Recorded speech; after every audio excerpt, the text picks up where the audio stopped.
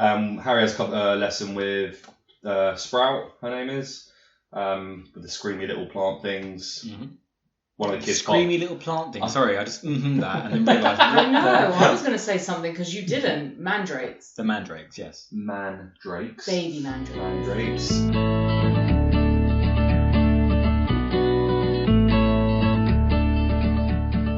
Hey guys, welcome to the latest episode of the Franchise Rundown, the show where we take a second look at some of our favourite movie collections and see if they really are as good as we remember, or in certain cases even better.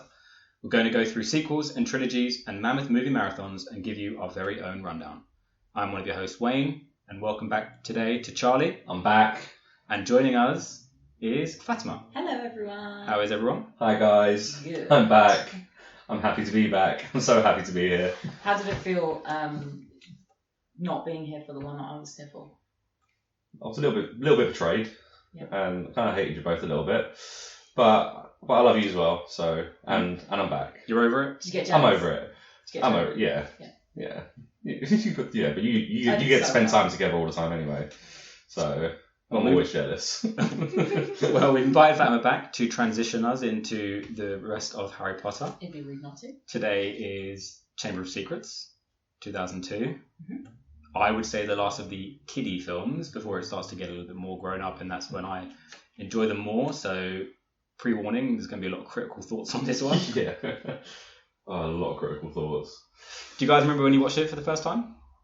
Definitely in school, 2002. You said, yeah, I definitely watched it in the cinema because I remember certain people in the cinema laughing at it a bit, and I was thinking that wasn't funny. But I don't remember the exact date or who I was with or anything. Do you think it was like an adult joke that you didn't get? No. Do you remember the bit? It might come up when we're doing this. Okay. I just remember last night when I was watching it, there was a certain bit. I was like, alright, that's not that funny. Yeah. Gosh, critic from such a young age. I know, right? It's almost as if you were made to do this. I remember begging my dad to take us to go and see it. I don't think my sisters wanted to see it. They obviously weren't. Yeah, they weren't as big into it. Were the books out by the time the film came out? So I think by this point, 4 maybe are out. Oh, right, okay. I certainly remember in that kind of time, that's when everyone was reading the books, and it was just about coming up to, I feel like Goblet of Fire, maybe a bit further. Okay. Because all the books weren't written when the filming started. So the film after this is which one? Prisoner of Azkaban. That's the next film? Mm-hmm. I thought it was Goblet of Fire next. That's number 4. Okay. Cool, because they started filming the next one like 2 weeks after this one was released. Yeah. So they must have been a couple of books ahead. I think. Yeah. I think 4, maybe 5 were written at this point. Oh, I don't remember when I watched it, by the way. I'll just add that in there. I don't remember, but there I am. I have my bit. I feel like I asked you that yesterday, so it's fine. Okay. I was going to add that to the Instagram post. Don't worry about it. Sorry. So, as we always do, for any of you who haven't seen the film, again, can't imagine it's too many of you out there, now's the time. Go hit pause, go watch the film, come back. For everyone else, basically, we're going to play the trailer. Play it. Run it. Let's go.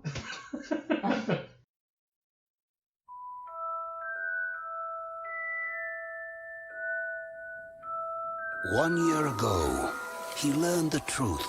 You're a wizard, Harry. And his first year at Hogwarts School became legend. And so, for Harry Potter and his friends, another year begins. Bloody bird's a menace. Their education in the magical arts continues. Pixies. Laugh if you will, Mr. Finnegan. See what you make of them. No! Old rivalries grow stronger. Slytherin's got a new seeker. Malfoy. You'll never catch me, Potter! And something in the school's dark past will be awakened. The Chamber of Secrets has indeed been opened. Unless the culprit is caught, it is likely the school will be closed. Harry Potter must go home. Oh dear, we are in trouble. Here's the plan. You disguise yourselves as Crabbe and Goyle. Are we going to drink that? Yes. Harry? Ron. Excellent. This year,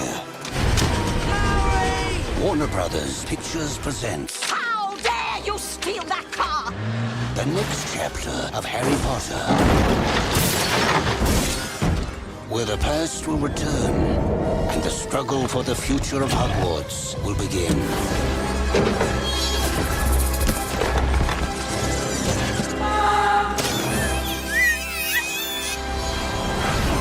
Harry Potter and the Chamber of Secrets. Let us hope that Mr. Potter will always be around to save the day.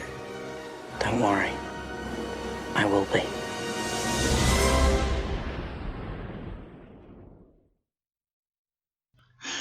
Okay, that was the trailer. Do you remember watching these as a kid, the trailers? Yeah. I definitely do. They were the most, for lack of a better word, magical thing as a kid. I know it sounds stupid. I know and I've said on previous podcasts, I don't really watch trailers anymore. But then, I love trailers. And I'd watch them 5, 6, 7 times before the film was coming out. Well, how would you watch them at that point? We just had computers and the internet at that point, didn't we? Like, we'd have our own home computer. Would you watch them on Ask Jeeves or whatever the website would have been? Or is it literally just waiting, like going to the cinema, you see them and they'll be on telly and stuff? They'll be on telly. Yeah, but you couldn't just go, oh, let's watch the trailer, let's watch it again. Not now. As easy, yeah. Or, even better, is when you get the trailers of another film, then you watch it. That's cool. Yeah. I used to love going to the cinema just to see the trailers for the other films. I now don't get there that early anymore. Oh, to avoid them. They just give away too much secrets. Yeah. Another thing, so we obviously watched this on the DVD, and I haven't seen this for years. You wouldn't steal a car. You wouldn't download a movie. Do you remember those adverts? Yeah. And then the FBI comes in, they're like, oh, yeah. And they run away and they take their computer and stuff. Downloading a movie is illegal in all states. We do not condone downloading, but the adverts were pretty... When's the last time you've seen that advert, though? The last time I watched a DVD, I guess. Well, thanks for that. Rude. Sorry, I thought it was interesting. Did you guys ever play the video games, PlayStation games? Yes, it was the best. It was so good, and the reason I wrote that down is because on the DVD as well, obviously it doesn't go straight into the film. It's just got that reoccurring magic music and the thing, and then you have to press play or whatever, and it just reminded me of the game, and it was awesome. I wish they did another kind of open world. You have no idea what we're talking No, about. I didn't know there was games. Oh my gosh, it's amazing. You get to get a broomstick, you fly around. I thought the only game was the Lego one. No. I did not know. What was this back then? Yeah. On like a PS2 or 3 or whatever. PlayStation 2. I had it on GameCube. Oh my god. Nintendo GameCube. No, I had no idea about them. No. And obviously it had a thing where obviously it has a story and you've got to progress and complete the game, but then at the end had like a free world and you got to go around all of Hogwarts, and I remember getting on the broomstick and going all around and then going down to Hagrid's heart, everything. You see Ron, Avada Kedavra. Yeah. See Hagrid, Avada Kedavra. So everyone's dead. I suppose it depends how you play the game. I didn't play it like that, but that's fine. They're only in year 2. I don't think he knows that spell just yet. Okay. So good. But no, the graphics were awful. And I'm surprised you haven't even seen those in memes or anything. Where you not see that picture of Hagrid and it's just like really flat face. No. You missed out. Okay. I feel so sad for you. I might just go buy it. Do you know? I don't know if you'd be able to. I'll buy it on It's eBay. like- Get it on eBay or something. Sure. I tried to buy old school Jurassic Park and it was a collector's item, which that's how old it was. So I wouldn't be surprised if Harry Potter was a collector's as well. Plus, unless you got a PS2 or a GameCube, I don't think you can get it. I can get that on eBay as well. That's a lot of commitment for. I think we might have overtalked this But game. if you do get it, share it. 400 quid. Share it with me. Okay. Why don't we jump into the film? Yes. So opening scene, where are we? Anybody? We're at the Dursleys. We're at the Dursleys. We're at the Dursleys. In Harry's room. He's there with his owl in the smallest cage ever for an owl. He's looking at the magic album, isn't it? Of his mum and dad, him, Ron, Hermione. The photos coming to life. That's quite Which cool. Hagrid only gave him at the end of last year. So I feel like he could have given that to him at the beginning of the year. It might have helped him transition into Hogwarts a little bit better, but never mind. What, here's your parents? Yeah. Oh, Harry, I forgot to give you this. Here's a picture of your parents you've never seen. Oh, I wish I could do an impression like that. That We're Harry. Here's our parents. Yeah, that was the best. Oh my word. Yeah, so life is awful as always in Privet Drive. But he's got his own room now. Out of the goodness of Vernon's heart. Dudley's second bedroom. Dudley's second I bedroom. just don't think they could fit the owl cage and the big trunk into that little cupboard, so they've given him a room. He's grown a good bit as well. I was surprised because I thought in the first few films he looked really young. He looks a lot older than he does in the first one. Well, his voice is broken in this one from the first. So much so that I actually thought we were watching the wrong film, but we were right. And yeah, so they've got him in this new room. There's 1,000 locks on the doors. It's the worst place. It's the worst place, and they are just the worst family. I know we went over this in the last one, but they're just the worst. What is their problem? Exactly, and it can't even be all about magic because It's jealousy. jealousy. Know about it. It's jealousy from the magic, and then obviously he's just an awful little child. Yeah. And then But he's not. He's not awful. He's not. I think they're jealous because he's got an owl. Maybe I wouldn't want an owl. Oh, but he's cute. Hedwig's cute. But sad. Hedwig is sad because they're not letting him out. Hedwig's just basically a FedEx account. It's a slave to the mail service. Yeah. There's nothing more, really. And even when you read the books, he's not an affectionate kind of creature. He's basically always fobbing Harry off. Harry's like, oh, fine, go hunt then. Yeah, true. Oh, okay. Maybe I should read the books. I'm not going to. Oh my god. Anyway. All the books are great. So the Dursleys are having guests over. Yeah. Vernon's trying to close the biggest sale of his career. Do either of you know what he does for a job? Sells cars. No. Something to do with cars. No. He works in construction or engineering. You're closer. You're both kind of right. So he is a salesman. He's in the book. They describe he sells drills. Okay. Right. So now, having spent a lot of time working in that kind of trade, he doesn't look like any kind of tool salesman I've ever seen. They're generally normally like, all right, mate. Oh, how you doing? Yeah, I've got a couple of great deals for you. Yeah. Not Vernon Dursley. Because that's the people you're going for to sell it to. You don't speak like that. You're not going to buy, the normal tradesman's not going to buy from him speaking like that, bit up himself. I don't know. And so, also, that's what I'm saying. Yeah. So yeah, he wouldn't be the right person to sell it. Yeah, and I'm not convinced by when he puts the bars in the window, his use of the drill is very questionable. I digress. And then Dobby makes his first appearance. Mm-hmm. I thought the graphics were pretty good for Dobby for 2002. I really thought Dobby came in later. I thought it was later than the second movie. It was like the fourth he came in. Really? Yeah. I didn't think he was in this early. Perhaps I should return your DVDs to you. You've had him, what, 4 years now? Something like that. Yeah. 3 years. 3 years. Yeah. We get more use out of them. Sorry, my girlfriend's got a set of DVDs. I'm good. Oh, sweet. Yeah. I mean, she's got the last two, though, so I need to nick them too. Not happening. What do you think about Dobby, the look of Dobby? For 2002? I think it looked pretty good. Yeah. Yeah. I nailed it. I think it's pretty good. I do find... This is one of my first sort of major flaws I find in the film, in the book, that I find, and it also come up a few times, that Dobby is purely expositional. He doesn't add anything to the story. He just pops in to hint at stories and then doesn't give all the information. You know, he's like, "Oh, I'm sent here from my family, but I can't. I'm away from them. I can't tell you anything. I can tell you something. I can reveal bits of it to you, but I can't." He could tell him everything. You know, oh, Harry can't. Mr. Potter can't go back to school. He doesn't actually help Harry in any way. Oh my god, you he's think about such a hindrance. Yeah, if anything, yeah. You know, he creates more problems. Bless him. He is no good for Harry. No, but then again, when you look at his role, what can he do? He's effectively a house elf, so you know he's quite limited in terms of what he can do. But he's cute though, so. You know. Well, house elves have all the magic. Yes, but they're bound, aren't they?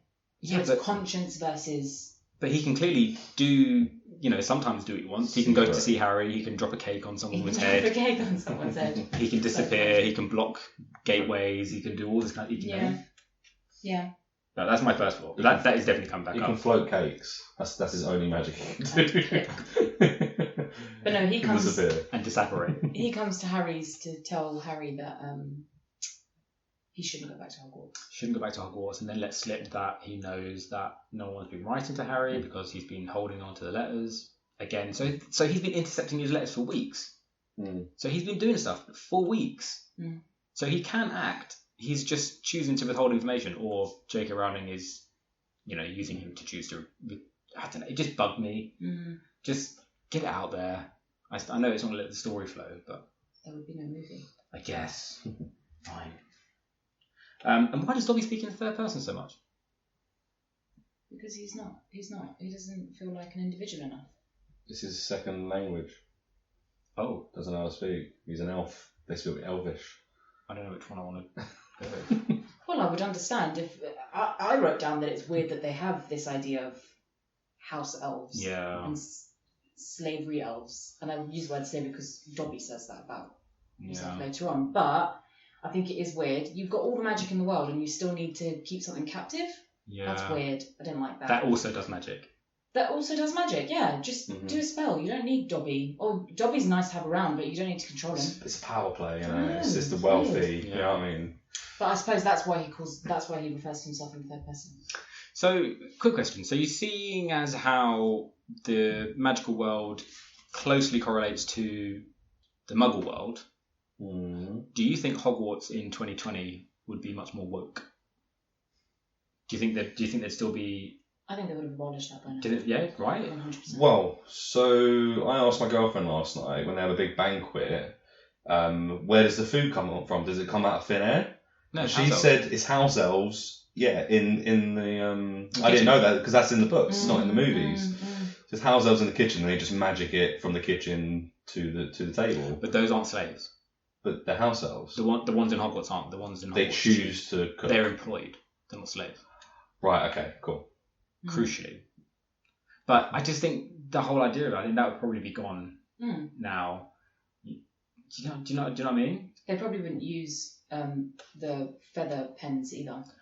Oh, I made a note about that. It's the stupidest thing ever. Are they allergic to pens? Yeah. Like it's an invention that's improved your way of life. And then no, it's not magical. It's not got a feather on it. We're not going to use pens.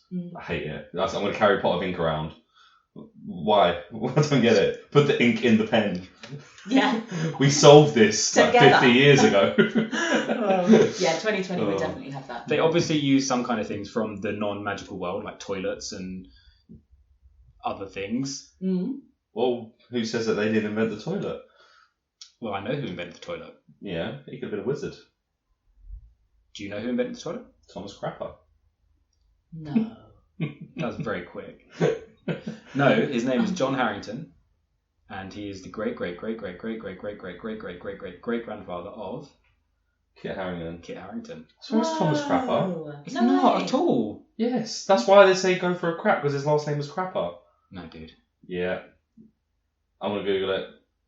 I might have got the first name wrong, but it's definitely Harrington. Both would be awesome. No, that's such a... okay. Fable. Crapper. That's a Mandela effect. Yeah. Kit Harington, wow. John Harrington. John was right.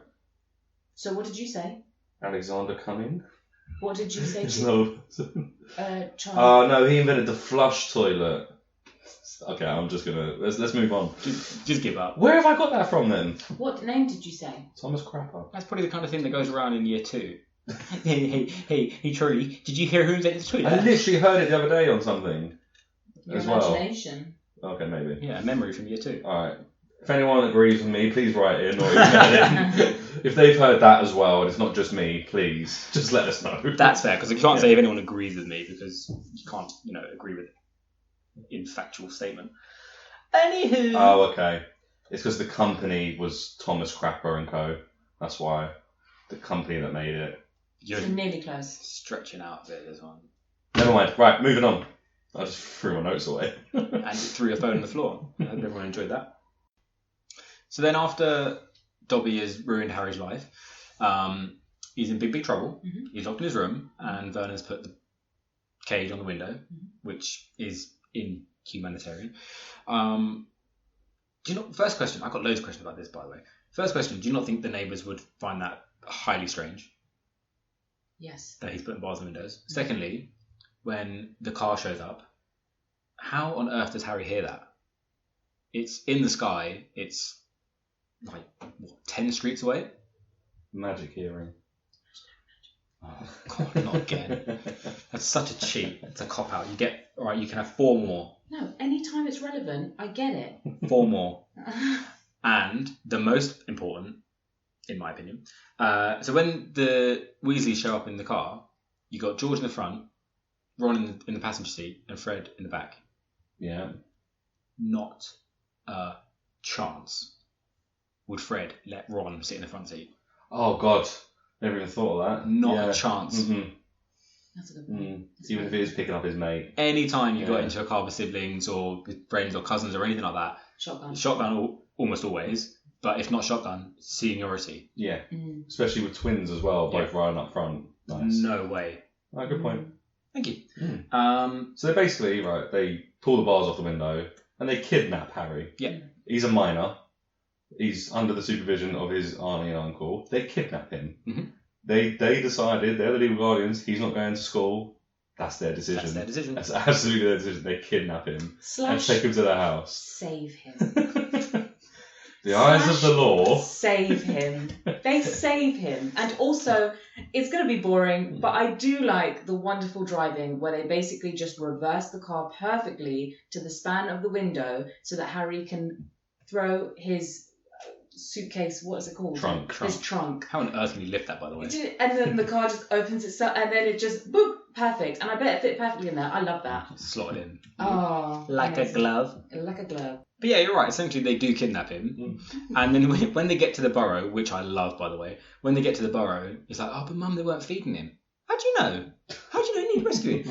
How does Ron know that Harry maybe just pretended to be really good friends with him in the first year? And when he got away for the summer, he was like, oh, do you know what? I'm not going to write back. No, yeah. I think when I get there next year, I'll transfer to Hufflepuff. No, because Harry knows that they've written letters by then. No, how does Ron know? Because he hasn't received any letters. Oh, got you. Right? Yeah. Yeah, but it's Harry. So it's not just Harry with a hero complex. It's Ron too. But yeah, let's talk about the burrow. As a kid, I know even Ron sort of mentions it, like, it's not much, but it's home. But that looked like the coolest house. Oh, yeah. Just so I wouldn't have to do the washing up. I don't know why that pan's being washed up for 45 minutes, but fine. Obviously, magic washing up isn't as quick as normal washing up by the sounds of it, but... Oh, and also worth mentioning, it's Harry's birthday. Oh, yeah. Oh, yeah. Because Ron goes, oh, happy birthday. And it's like, aw. So it's the best day ever. So it goes from 0 to 10 in the matter of, we don't know how long the journey is, we don't know what it's talking about, but 3 years. It's just overnight. Then he gets there, and it's like summer holidays. It's just from Surrey. Yeah, it is. So yeah, they get to the burrow, and then you see the magic dishes washing, and you see the magical clock as well, which I think is super cool. The clock's a great idea.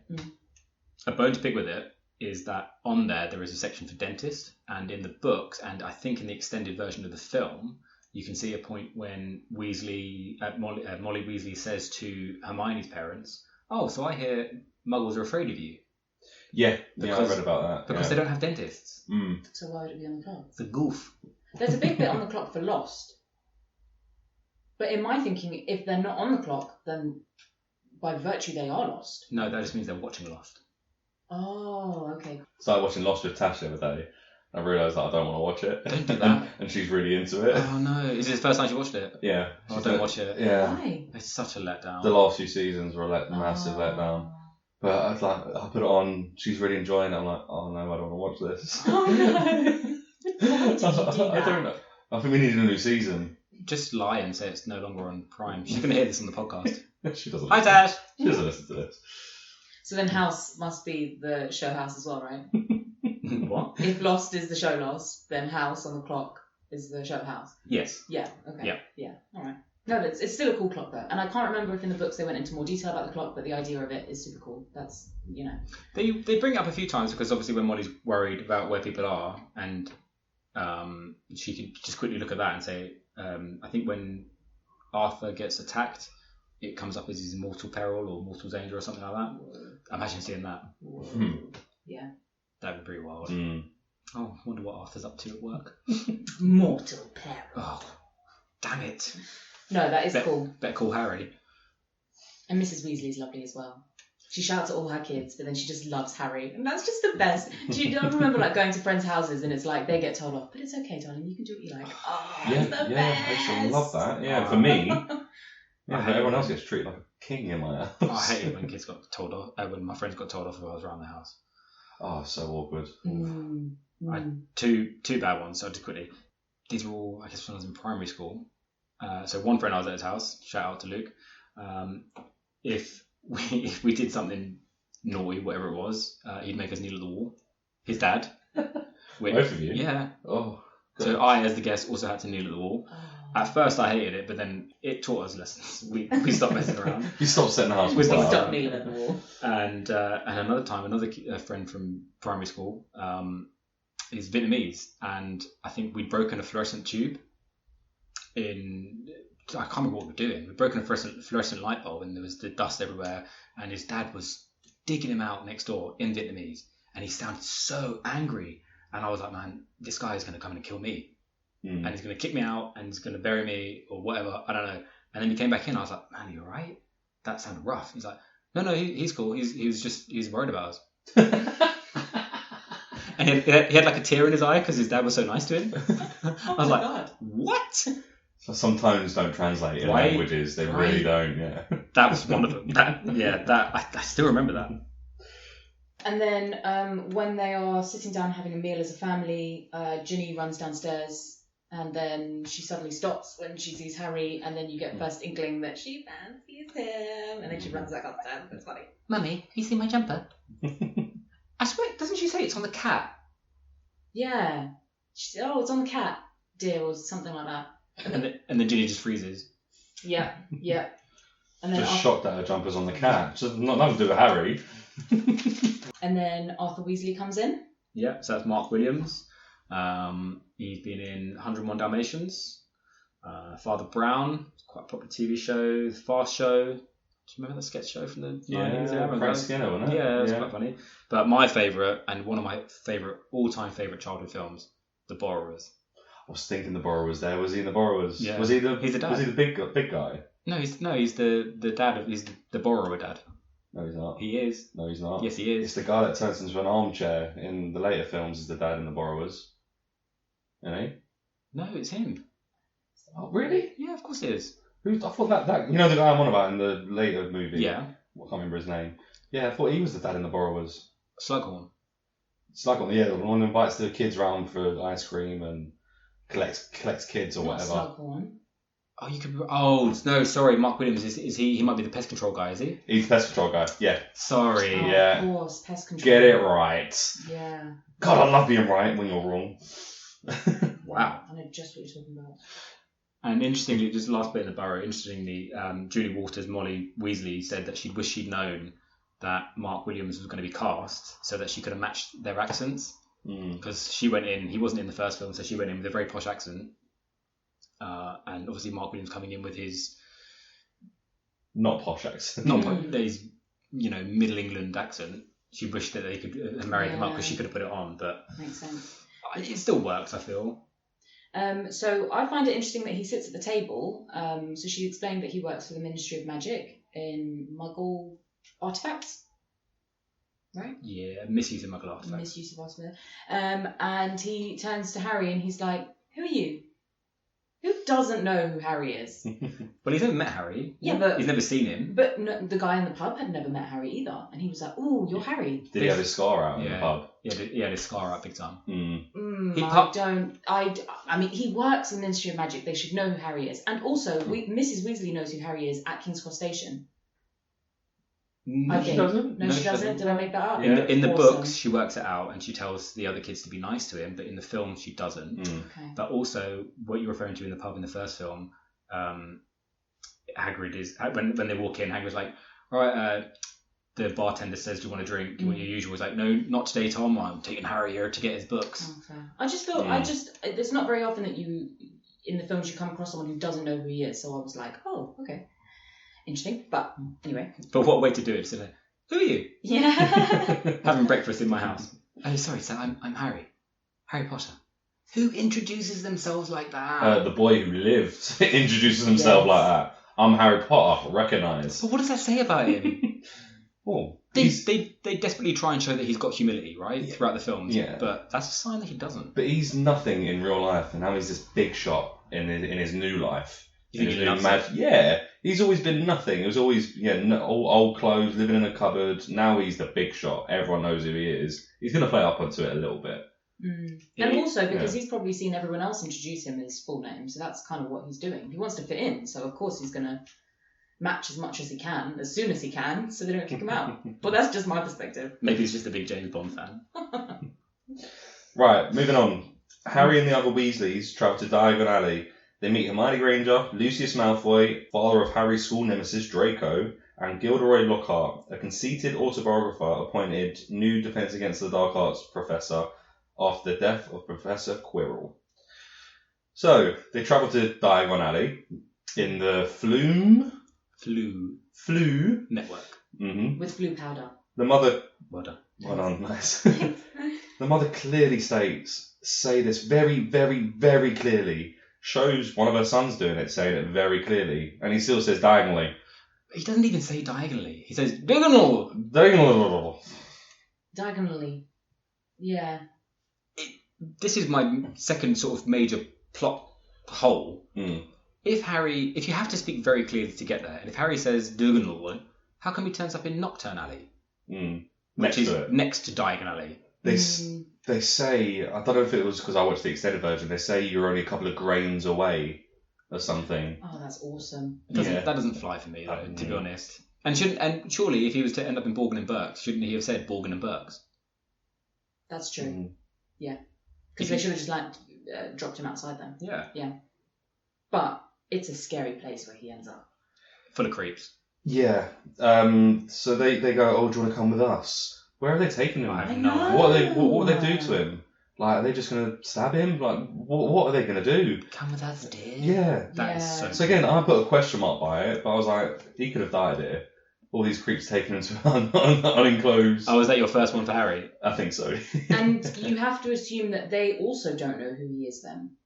Right? Yeah. They just snatch up any kid. Leftover kids? Is that how they... Okay. Dark universe. Weird. Yeah. Yeah. So then he meets Hermione. Hermione, they go into the bookshop. Second time she used Oculus Reparo. Yeah, he should learn how to do that. His annual glasses repairs. Basically his visit to the opticians. I'll have to remember that one. Yes, you will. Yeah. You should, actually. Yes, how do you remember last time? Yeah. Because at this point, you still haven't used a spell. And then, we're in the bookstore. As you say, we meet Lockhart, Kenneth Branagh. I think he actually might have been knighted. I think he might be Sir Kenneth Branagh. I should check that. Sounds right. Do you know? That does sound right. Do you know him from anything? I know the name. Okay. And I can't. I was looking at him when I was watching it last night. I can't picture him in anything. So he's not. I don't think he's that well known for his acting. He's been in quite a few things. I think the biggest thing I could find on him that he was starred in was Murder on the Orient Express. He played Poirot. But I think he's much more known for his directing, and these will get you. So he directed the recent Disney Plus film Artemis Fowl, which bombed. But he also directed the first Thor.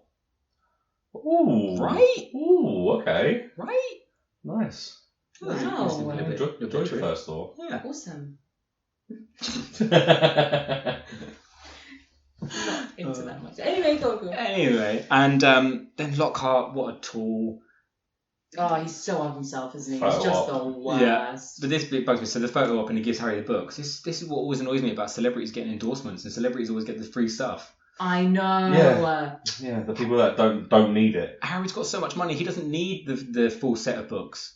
And also, who would have been given the books if it hadn't been Harry? They were all stacked up, ready to go. Someone would have won it. Unfortunate, but yeah, he loves Harry. Do you think Ron and the brothers kidnapped Harry just so he can pay rent in the house?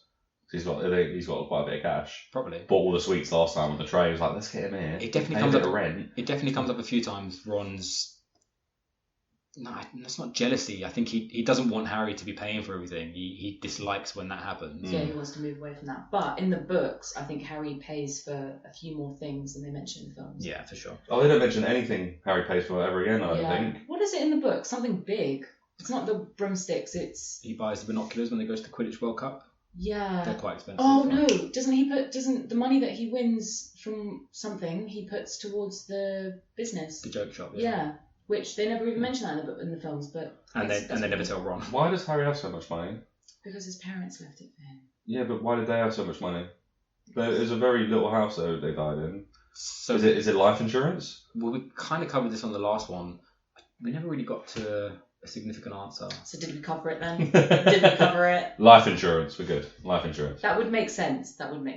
But I think the idea that his mum and dad left him lots of money, I think, is more of a representation that they loved him and they took care of him. Maybe he got a lot of royalties as well because he was in the paper a lot. Well, after they died, The Boy Who Lived. Maybe the papers had to pay. Maybe. Perhaps. Maybe they won the lottery. Boom. Yeah. Wizard lottery. I love it. Cool. Right, so Lucius drops the book into Ginny's cauldron. One thing I would like Only to... Harry notices, doesn't say anything. Yeah. Alright. One thing I'd like to say before that, is, did anyone notice that Draco rips a page out of one of the books? Mm-hmm. Does that mean anything or not? In the back of my head, I'm saying yes, but I think it's only fan fiction. I don't think there's nothing's been... Because that's so random. But anyway, like that. Was he just being a horrible little boy ripping books? But he specifically... Anyway, go on. Yeah, so Harry doesn't look at the book that's dropped in the cauldron, doesn't go, oh, what's he put in there at all, just leaves it, lets her deal with it. He does notice it. He notices it, and he sort of frowns, yeah. That's it. And Lucius is such a bully. Like, we know he's a bully anyway, he's not a nice character, but he's so horrible to kids. Yeah. Like, it's so weird. And he's just, He doesn't like gingers, I don't think. Do you think that's it? That's a bit rich, seeing the colour coming out of your beard. It's beard, not head. There's a difference. Fair. But I didn't say I didn't like ginger. I said Lucius doesn't. All right, fine. There is a bit of a theme, though, actually, of adults being extremely mean or rude or harsh to kids. So, like Petunia in the last one, Lucius in this. Like, who would speak to a child like that? They're 12 years old. Yeah, there should be no competition. You shouldn't feel the need to do that. Just, you're being silly. Go on. And whose benefit is he doing it for? His own. Yeah, pretty much. Feel powerful. Yeah. Feel and big. then Malfoy says something that is very, very similar to something that his dad said, or the same kind of tone and stuff, and you're like, that's where he's learning it from. So he's literally going to be like his dad. Yeah. Awesome. Yes, so at King's Cross Station, Harry and Ron can't enter platform 9 3/4. Having missing the Hogwarts Express, they decide to fly Arthur's car to the school, crashing into the Whomping Willow on the ground and damaging Ron's wand. Is it reasonable for them to take the car? Is that a rational thing to do? Because they just wait and get there late, or is that the only train that ever goes there? But I don't actually care about the car, if I'm honest, if they're them taking it. I care about, so they obviously live in the Wizarding World. Yeah. They've gone to the non-Wizarding World to get the train to go into the Wizarding World. Yeah. I don't get that. And also, isn't it a bit elitist to everyone that doesn't live in London? Yeah. They've all got to get on the same train. Yeah. It doesn't make sense. Quite a few Scottish characters in this film. If they are living in Scotland, they've got to come all the way down to King's Cross to go back up north to What's that, get 6-hour train? Just get the train to go back. They might use the Fluent network. That's a good idea. Apparated beast. Also, as if there's no backup plan. So once the wall is closed, the wall's closed. Like, that's it. And also... No, I think Dobby closed the portal. Yeah. Dobby closes it. Mum and Dad shouldn't really have gone in first. No. They should have let the kids go and then go. But anyway. And I also didn't like when they're actually flying. The invisibility booster must be busted or faulty. No, must be faulty. What? Why would you say it? How would Harry have known as well? He's never been in a magical car. Well, he has once. Ron says that. Oh, Ron says, it must be faulty. But that's come on, it's not a normal car, right? If I had a flying car, I'd make sure the MOT on it would be so up to date that it wouldn't fall out of the sky. Yeah. And it just goes faulty, yeah. It does lead us into our first actual how many times our hero should have died. When he's hanging out the car. When he's hanging out the car. No 12-year-old has that upper body strength. No, I've put the exact same thing. One-handed. Yep. Left-handed. I don't know if he's left-handed or not. but still, his left hand is holding on to a car door. Well, he's not left-handed. He uses his wand in his right. You're right. So yeah. So his non-dominant hand.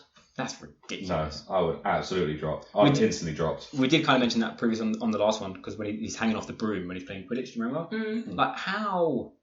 No one has that. No 12-year-old has that strength. Especially them thick gloves he has on. Yeah. He ain't got no fingertips. Yeah. But anyway, he pulls back in. They catch up with the train, go past it, land in the Whomping Willow. Oh no, they're going in the wrong direction first, aren't they? They're like, oh, we should find it soon. And the train's just coming towards them. How do they get past the train? It's behind them. Train Train comes behind them. Oh, is it behind? Yeah. Yeah. For some reason they go onto the track.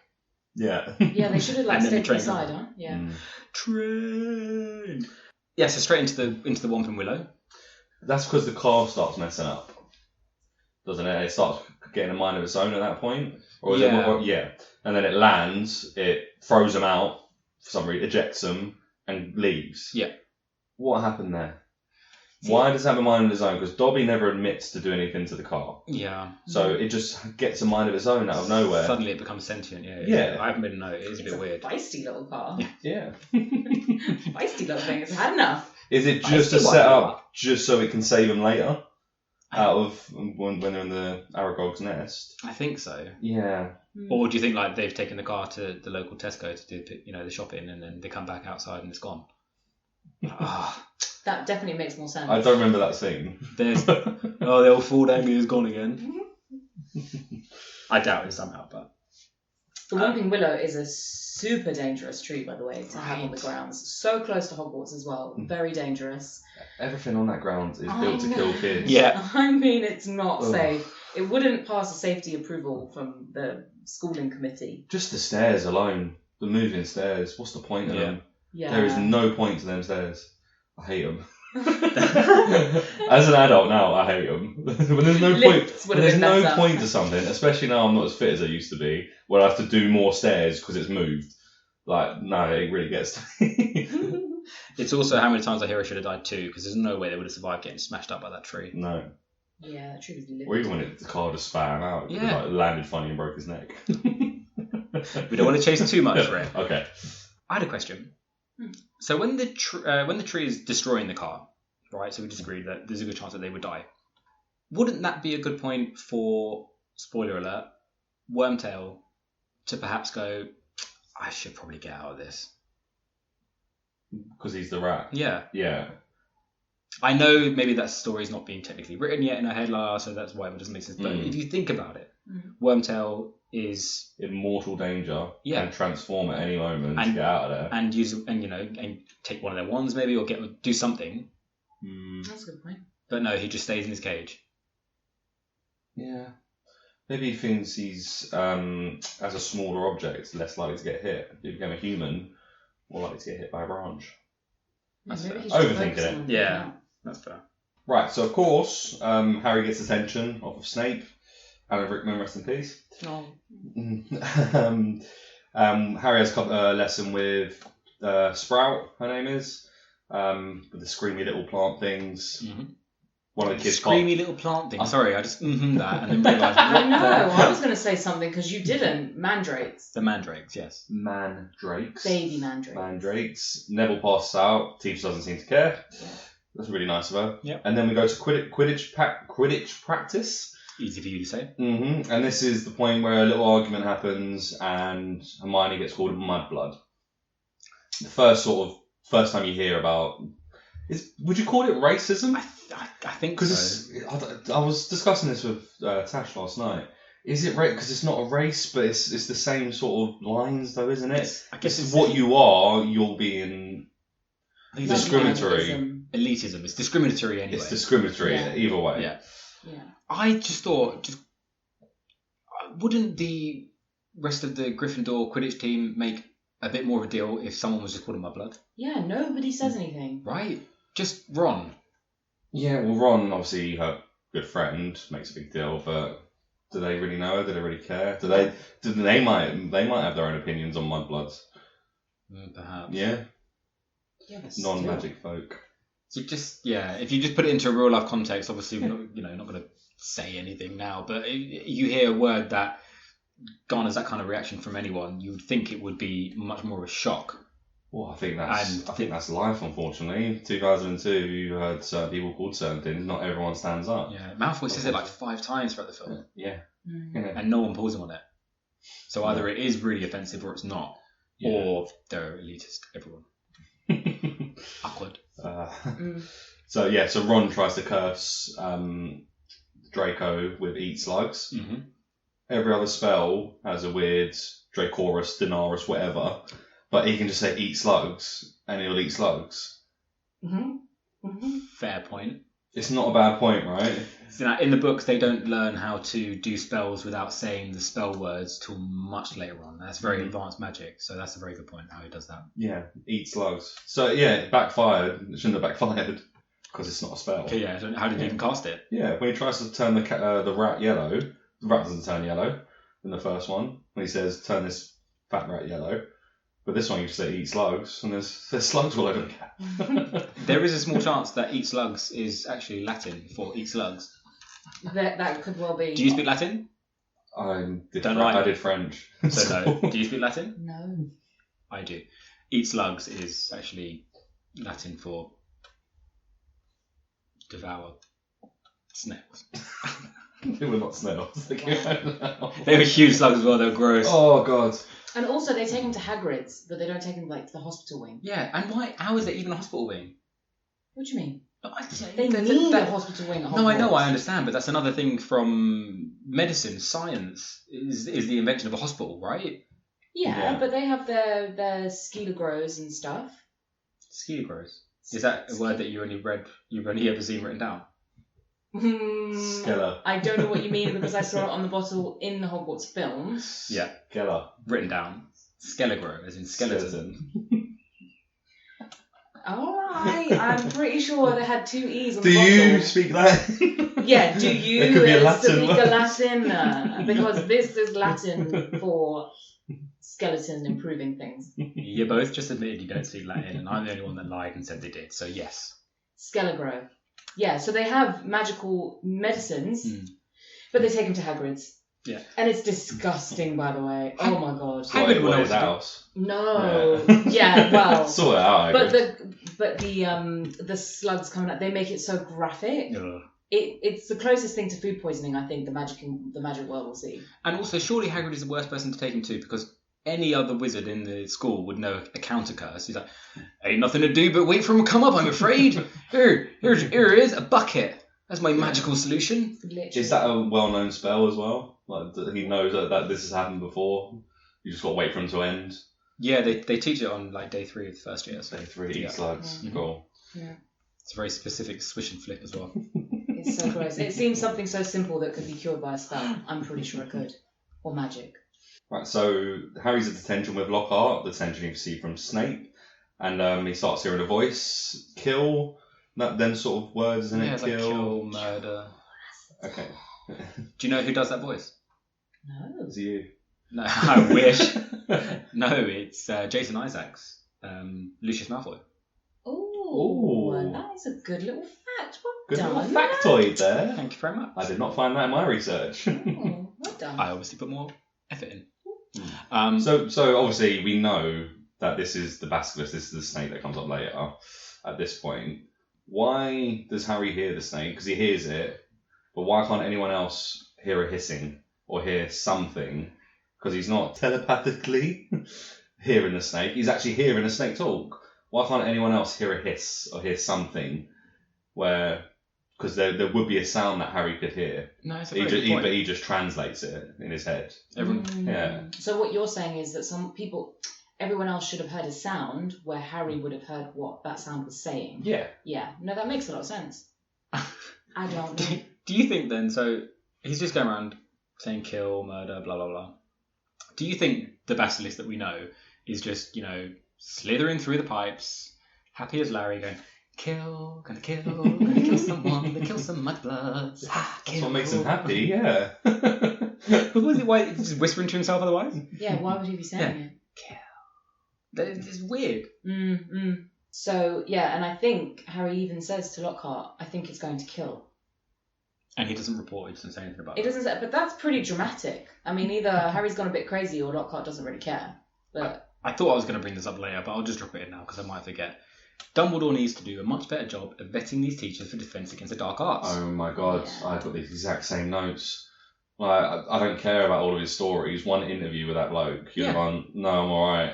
And you can see so many Yeah. looks from Dumbledore and the other teachers throughout that they clearly don't believe that he's any good at anything he does. Instantly as well. It's not like after he's messed up once or twice. Yeah. Instantly they know he's nothing. Yeah. yeah. He's not a good wizard. But no, let's let him teach all the students in the school Yeah. defence against the dark arts. How old is Dumbledore? A million. 170? 100 and, I feel like it's 120 or something. Right, so he's done a lot of interviews probably. He's had this job for a long time. He would know how to pick someone, to hire someone. I can think of a few things in later films and later books that do not point to the fact that Dumbledore is a good interviewer. Right. But when you We'll look get at to all the other films, books, teachers, they all have a role to play, whereas Lockhart doesn't. I mean, yes, he does what he does, but there's no reason for him to have been appointed. Do you know what I mean? Like all the other teachers, they kind of get appointed. There's a reason for it, and then it all unravels. Yeah. Whereas Lockhart's reason is a bit weak. Yeah.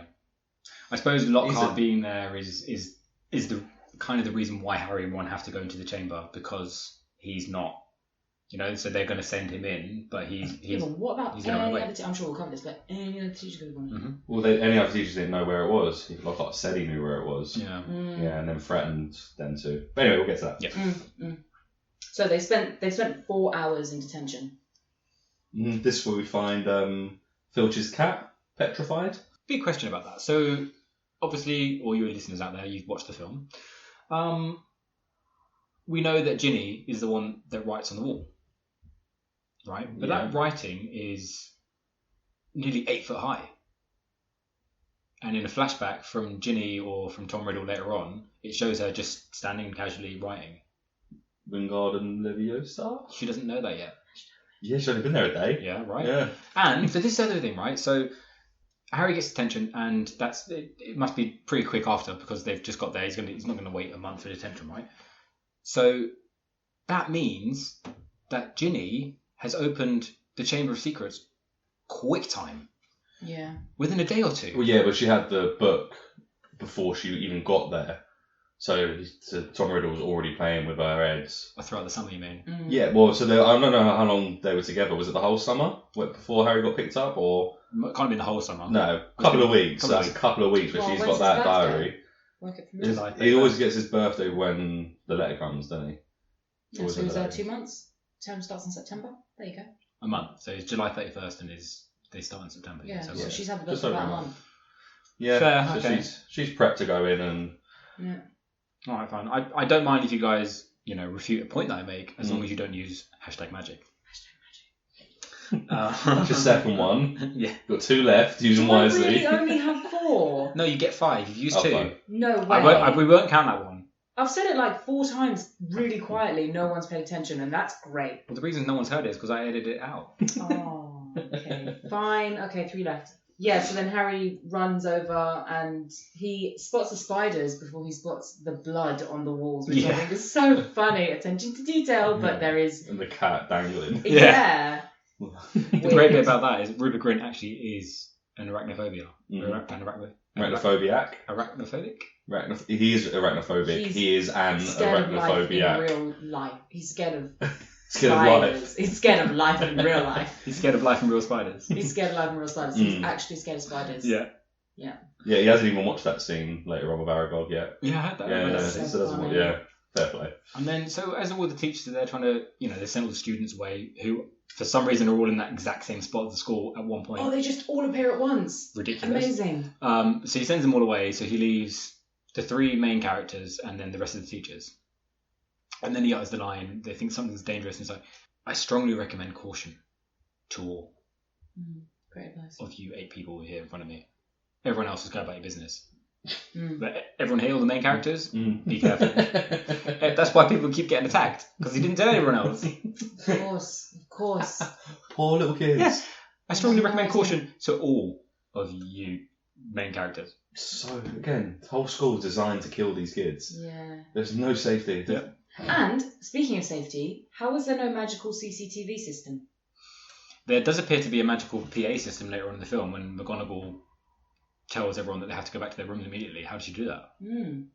Is there an electronic PA system? Inconsistency. Mm-hmm. I know you can put your wand to your throat and go loud, but that wouldn't go around the whole school, right? Would it? Yeah.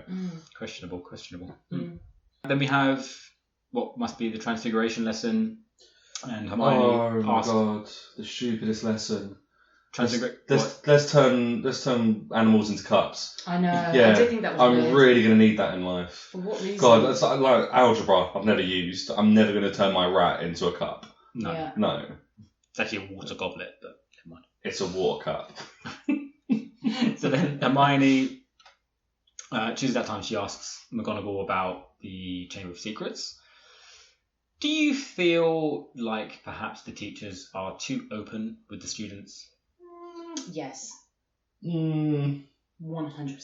Yes and no. Like, no in the way that someone's already been petrified, something's going on, these kids have got to know. Like you said a minute ago, only tell the main characters. No, let's tell everyone, you're in danger a bit. Guys, this is what happens. You ask the question, I'll tell you.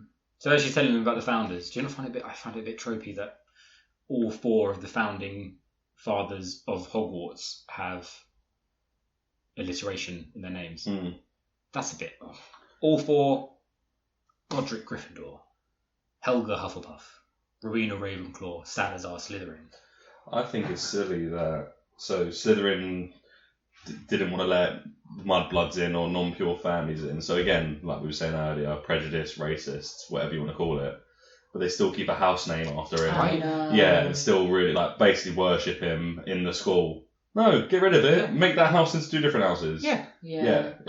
Into a house that's clearly picked like the evil kids. Yeah. The Unless you're bad, you wouldn't be happy if you ended up in Slytherin. So why is it even there? I don't know. It's weird. It is a bit strange. It shouldn't remain. But then there's another point when McGonagall's telling her story, and Hermione asks a question, and McGonagall with her wand in her hand points her wand at Hermione's face to say yes. She goes, and points at. Isn't that the equivalent of someone pointing a gun at your face? Worse. I know she's a very, a highly trained witch, but you can't point your wand at someone's face. It's very dangerous. Yeah, very dangerous. That must have been a goof, because if anyone was there really thinking about it, that's probably just McGonagall doing it, as you would if you had something in your hand. You're going to point to say yes. But pointy thing as well. I thought that was so stupid. So we have our first Quidditch game. I think our only Quidditch game actually in this film, isn't it? The other one gets cancelled. Yeah. Do you know the guy that runs the scores in the Quidditch game? Yeah. You know what else he's from? No, I can't. I can picture it, but I don't. He's Magnitude. Oh, of in course. Community. Pop. Oh my god. Yeah. Oh. He made it to America, saying one line in a show. Yeah. Pop. Oh, his death scene in the paintball episode with Childish Gambino. Mm-hmm. He can't get his last word out. Pop what? Pop what? What's he gonna say? Oh, this is such a good show. So Quidditch. It's such a stupid game. No, it's not. It is. The fact that catching the snitch gives you 150 points. I'm pretty sure we covered this in the last one. I know. The fact that catching the snitch gives you 150 points and you automatically win. No. It's stupid. You don't automatically win. See, no, they say that in the first film. No. When he's teaching him, you catch this, we win. Yeah, well, if you catch this, you catch this before they get to 150 points, we win. Right, okay. But if once you catch the snitch, you get 150 points and the game ends. Yeah. But you don't win, so you could be 400 down and catch the snitch.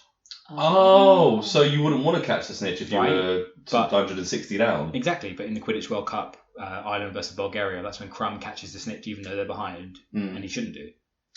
Oh, okay. Is that in the books? Yeah. Right, okay. But it's your mind is yeah, wild. It's a beautiful thing. It's wonderful to watch. When it comes to Harry Potter, mine is a beautiful thing. Do you remember that time where da-da-da-da-da-da? Yeah, okay, sure. You'll remember it. Maybe not you in the books. But right, so the idea of the game doesn't make sense. We did say this in the last one. I feel like she could have... refined. Yeah. Good idea. Could have refined it. Let's not go too far down to that. Okay. The other main point about that is how can they allow these games to go on when someone is clearly messing with Harry all the time? Yeah. I've got that in my notes. And how does no teacher intervene? How does Madam Hooch not intervene as the referee? Come on, what are you there for? Yeah, there's clearly a bludger following him, trying to kill him. In fact, whoa. says it's tampered. Yeah, whoa, stop the game, everyone. Yeah. What the hell's going on there? Let's just fix this quickly and get back to it. Yeah. Yeah. But Draco is now on the team for Slytherin. Yes, he's a new Seeker, and his dad's bought them all shiny new brooms. That's the Nimbus 2001. They're not very adventurous with their numbering their brooms, but all right. Another thing to mention is that I forget her name now. Zoe Wanamaker. She doesn't return because what they offered her monetary for the role. She just didn't think it was enough. I think they were kind of lowballing everyone. Didn't Harry was only offered like 150,000. 125, I think, or 250, something like that. But the Union jumped in and got 2 mil out of it. What a difference, by the way. Yeah. Would you even turn up for the rest when you know that they've tried to screw you over so badly? You'd be like, yeah, no. Well, yeah, because the next one he probably got 4 million and 8 million, and yeah. Bad feeling on that set. Christ. Oh, imagine earning 2 million at the age of 12. But imagine thinking that you were going to earn 150,000. Not even that, yeah. And they're going to 2 mil. Crazy. But yeah, the bludger is tampered with, and Gryffindor win in Quidditch. Of course. Harry catches it in his non-dominant hand. Maybe it is his dominant. Maybe he is a lefty. Maybe he's ambidextrous. He was going for the right hand and then his arm got broke. I know. Yeah. But maybe he is ambidextrous, or maybe that is his prominent hand, because he does everything with it, apparently. Maybe he got some. So, he got some of his powers from Voldemort. Maybe Voldemort was left-handed, and he got his left-handedness. He's not, but still. Yeah. But he nearly dies in the process, doesn't he? Oh god, yeah. There's so much damage. And then Hermione's one who gets rid of the bludger, right? Is it Hermione that? Yes. Yeah. Again, why didn't someone else do it? Why didn't a teacher with years of experience? Exactly right. And then Lockhart tries to fix Harry's arm, makes a mess of it. Mm-hmm. Bye bones. Bye bones, and the nurse is livid. And I love that she says it's easy to mend bones, but not to grow them. And again, going back to when the scaly grow. Going back to when Ron had to eat the slugs. Just take them to the hospital wing. That's why the what's her name, Madame Pomfrey, is fuming all the time. I'm sick of people trying to fix this themselves. I'm trained. Please bring them here. I can have you out in an hour. Literally my job. What am I being paid for? You're just going to give him to Lockhart. But he ends up staying in the hospital wing, doesn't he? Mm-hmm. Yeah. And then Dobby comes back. This is the point where I made that he's purely expositional, because he's not, he doesn't give enough. Just a smidge so that you can let Harry go and be a detective again. Mm-hmm. You know the information, just tell him. And he should have been up front and say, yeah, my master's the Malfoys. That would have changed things. Yeah. It's not until the end that you find it out. He could have told him that. Dobby. Yeah, but then Dumbledore comes in and he speaks to Harry and... no, he doesn't speak to him. So then another student gets brought in, right? Yeah, the kid with the camera. Yeah, and then, as usual, Dumbledore's super dramatic, negative, doomsday, and Harry's just in the other bed, but no one seems to... Pretending to be asleep. Yeah. He does that like 8 times throughout the films. Yeah, it's not like the whispering either. Yeah. Like, Hogwarts is no longer safe. Alright, God. I'm sleep here, mate. So it's after the second attack that they start to suspect that Draco is the heir of Slytherin and he's the one that's causing all the attacks. They devise a plan to make the Apologies potion, and that's when we meet Moaning Myrtle for the first time. Mm-hmm. Do you know that actress is 37 years old at the point of playing this girl? Wow. How on earth? She's aged well. You're fair. Yeah. But why would you use a 37-year-old? 37. Yeah. To play a 15-year-old girl. She killed it in the audition. I don't know. Well, she's very... You would never know. If you didn't know, you wouldn't know, because she's super... She plays her role really well. Yeah. So whingy. I just find that strange. Yeah, so it takes a month. So during that month, you've got the Lockhart and Snape battle. What do you call it? Duel. That's it. They're teaching the students how to duel.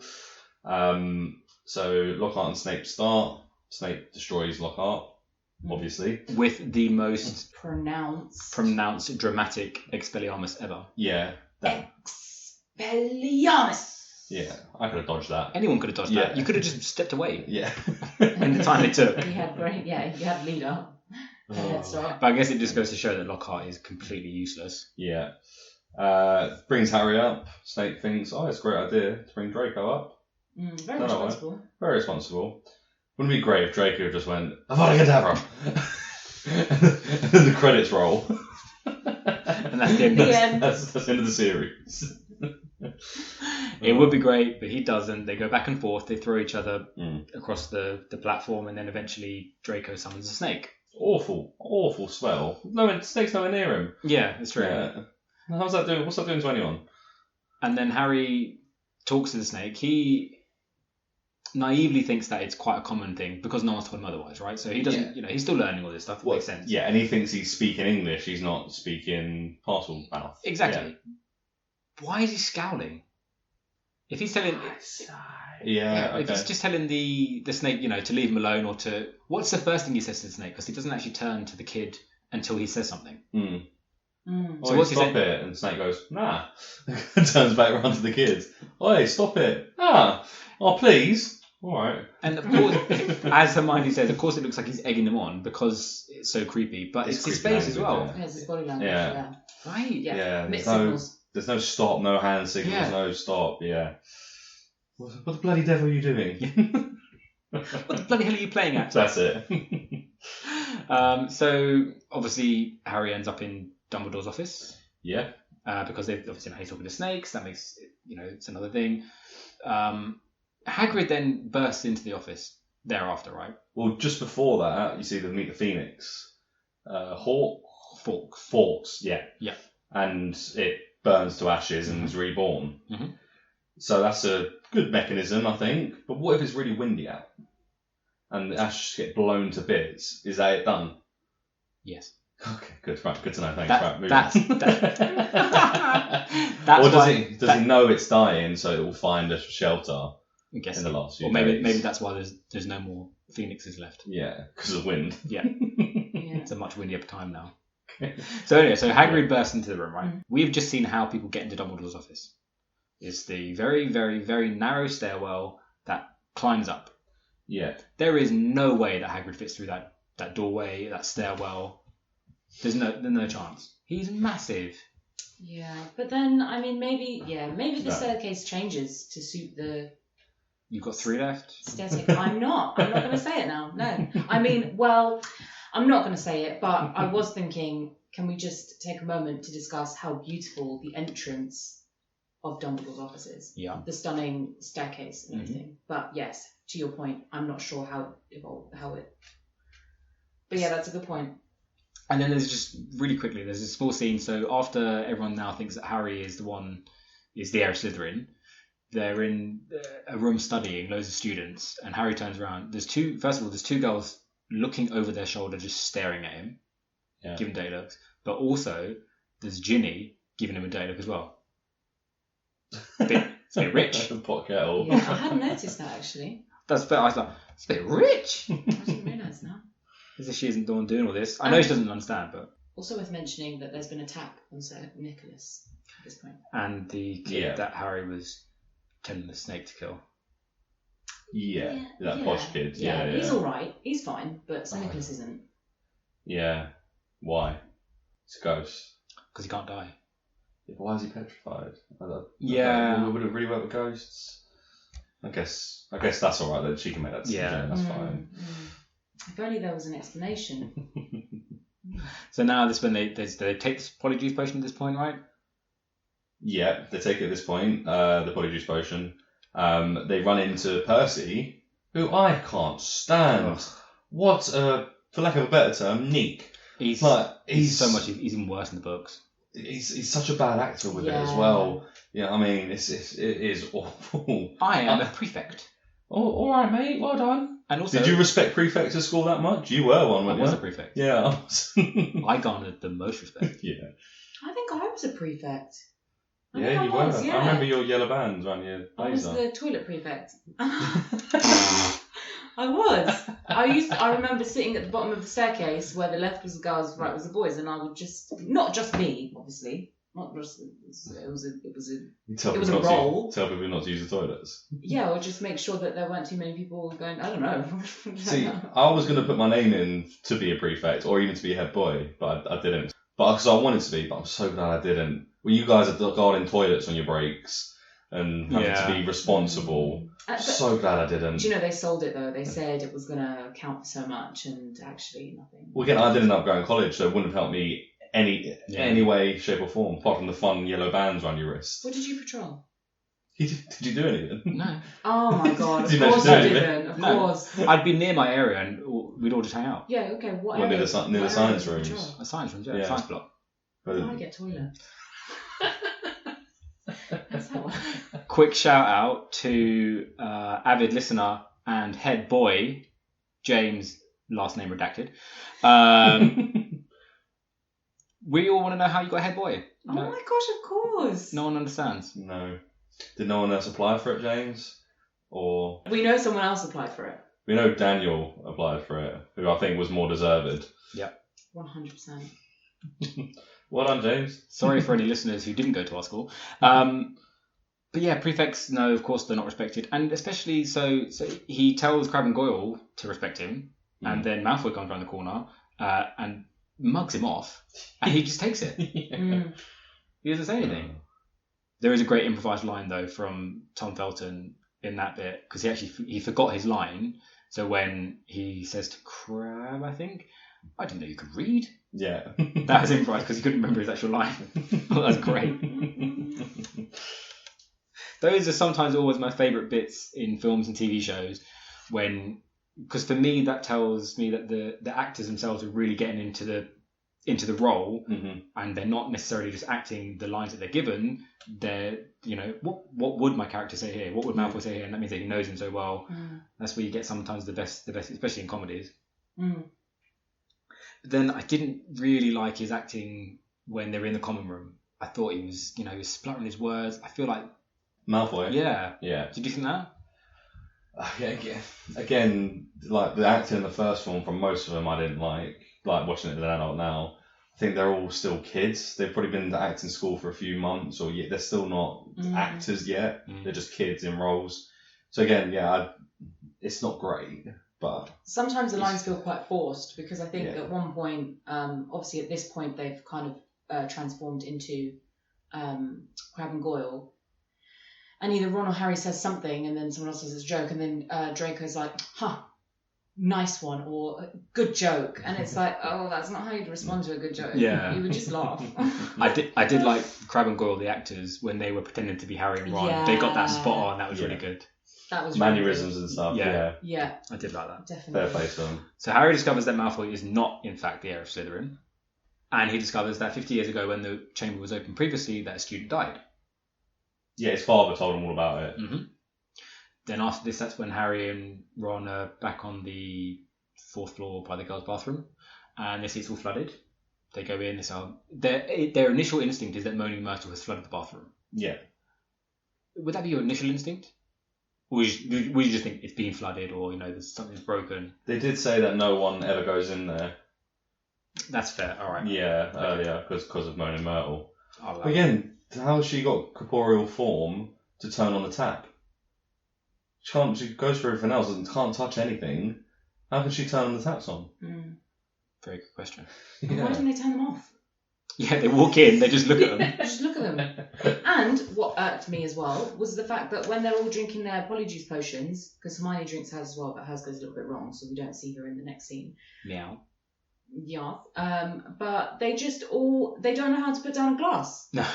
They all smash them. They all smash them. And then think of the elves that have to clean it up. It's no joke. Do you think... Infuriating. So they take their polyjuice potions. Hermione gets some cat DNA. Yeah. Do you think she got 8 nipples? Yes. How much cat did she become? It was proper cat. So in the extended version, you actually see that she's in hospital. She's in the hospital wing after drinking the cat potion. She's been there for a few days. They don't actually explain that in the normal one. Oh. Yeah. So it's not just that she's going to turn back, because she didn't turn back when them two turned back. Yeah. Even though they drunk at the same time. It must work differently with dip and cover each other, so she had to go to hospital. Wouldn't she be in massive trouble? Yeah, what have you done?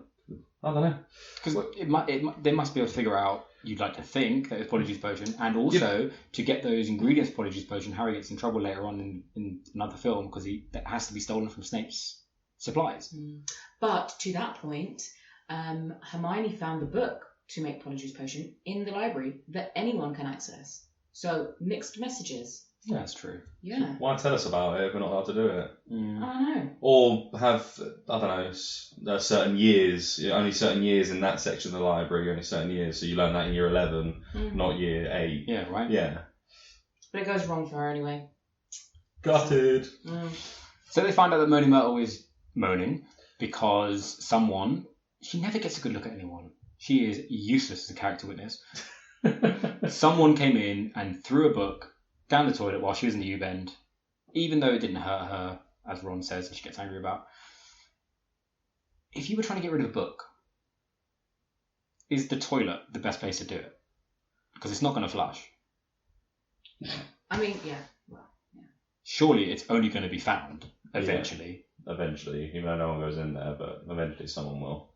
So after Ginny has broken out of the spell of Tom Riddle, she decides to get rid of it and try and throw it down the toilet. How committed was she really to get rid of this book? Maybe she tried to burn it, but it didn't burn because it's magic. So she went and put it down the toilet. Oh, that's the logical next solution. Well, Bury it. I mean, Bury it. Yeah. In the river. Like Jumanji.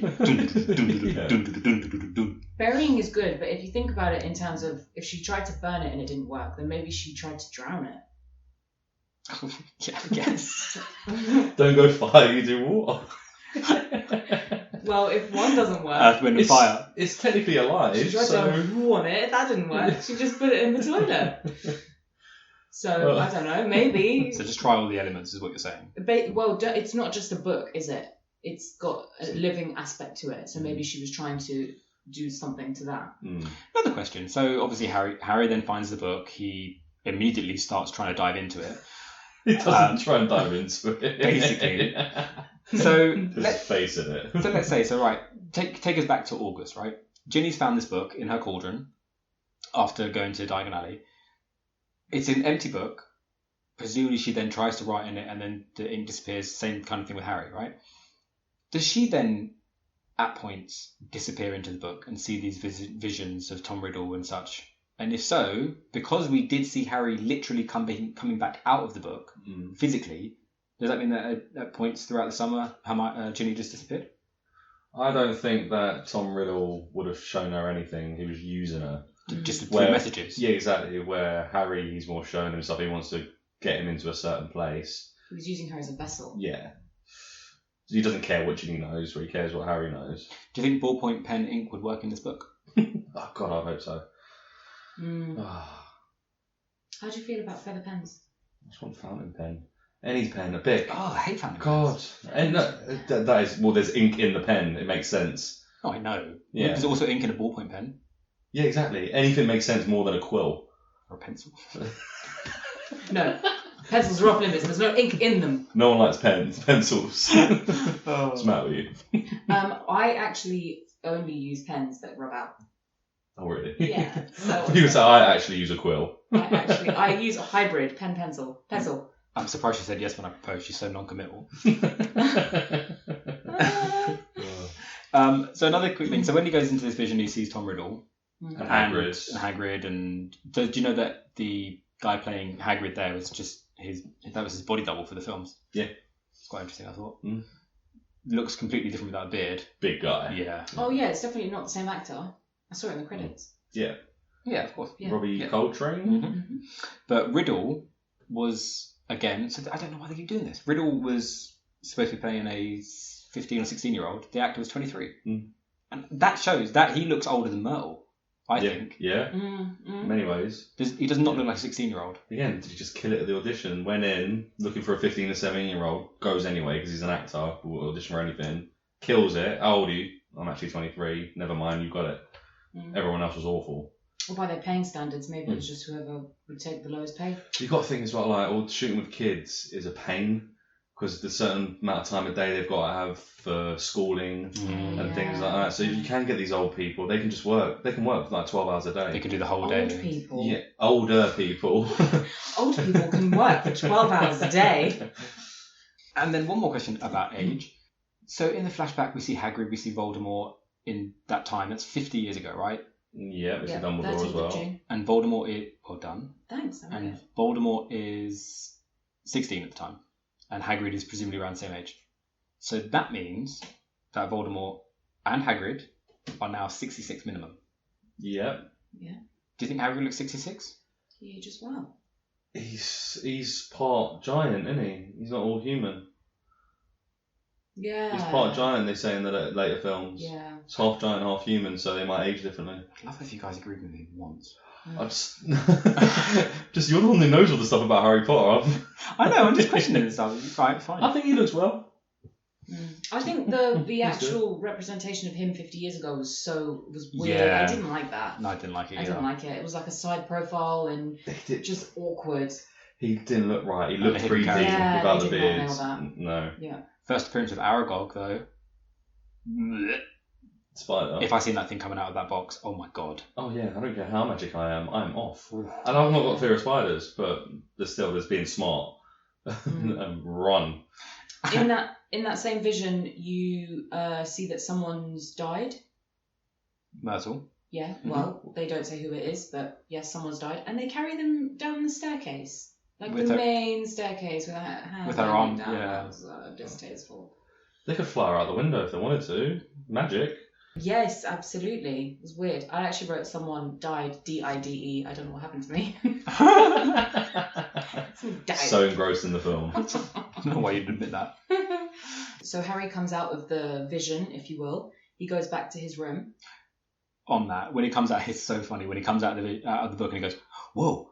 And then, Oh, and then yeah. just runs off. And how out of breath did he get writing? Every time he was like dipping the quill. Charlie, I'm sorry, but the quill in the ink. And every time, has he not gotten over it yet? Maybe he shouldn't write in it till he's composed himself. He's got COVID symptoms. But he comes out of that, goes back to his room, and all his things have been trashed. Mm-hmm.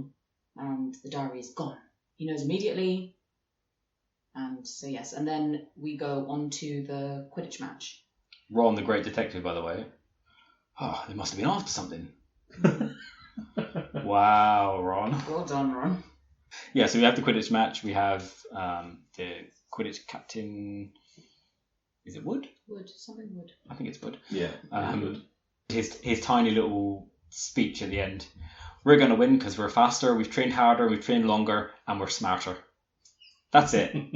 That is it. And then they all off to the pitch, but they're told, no, this game's been cancelled. Mm-hmm. Even though...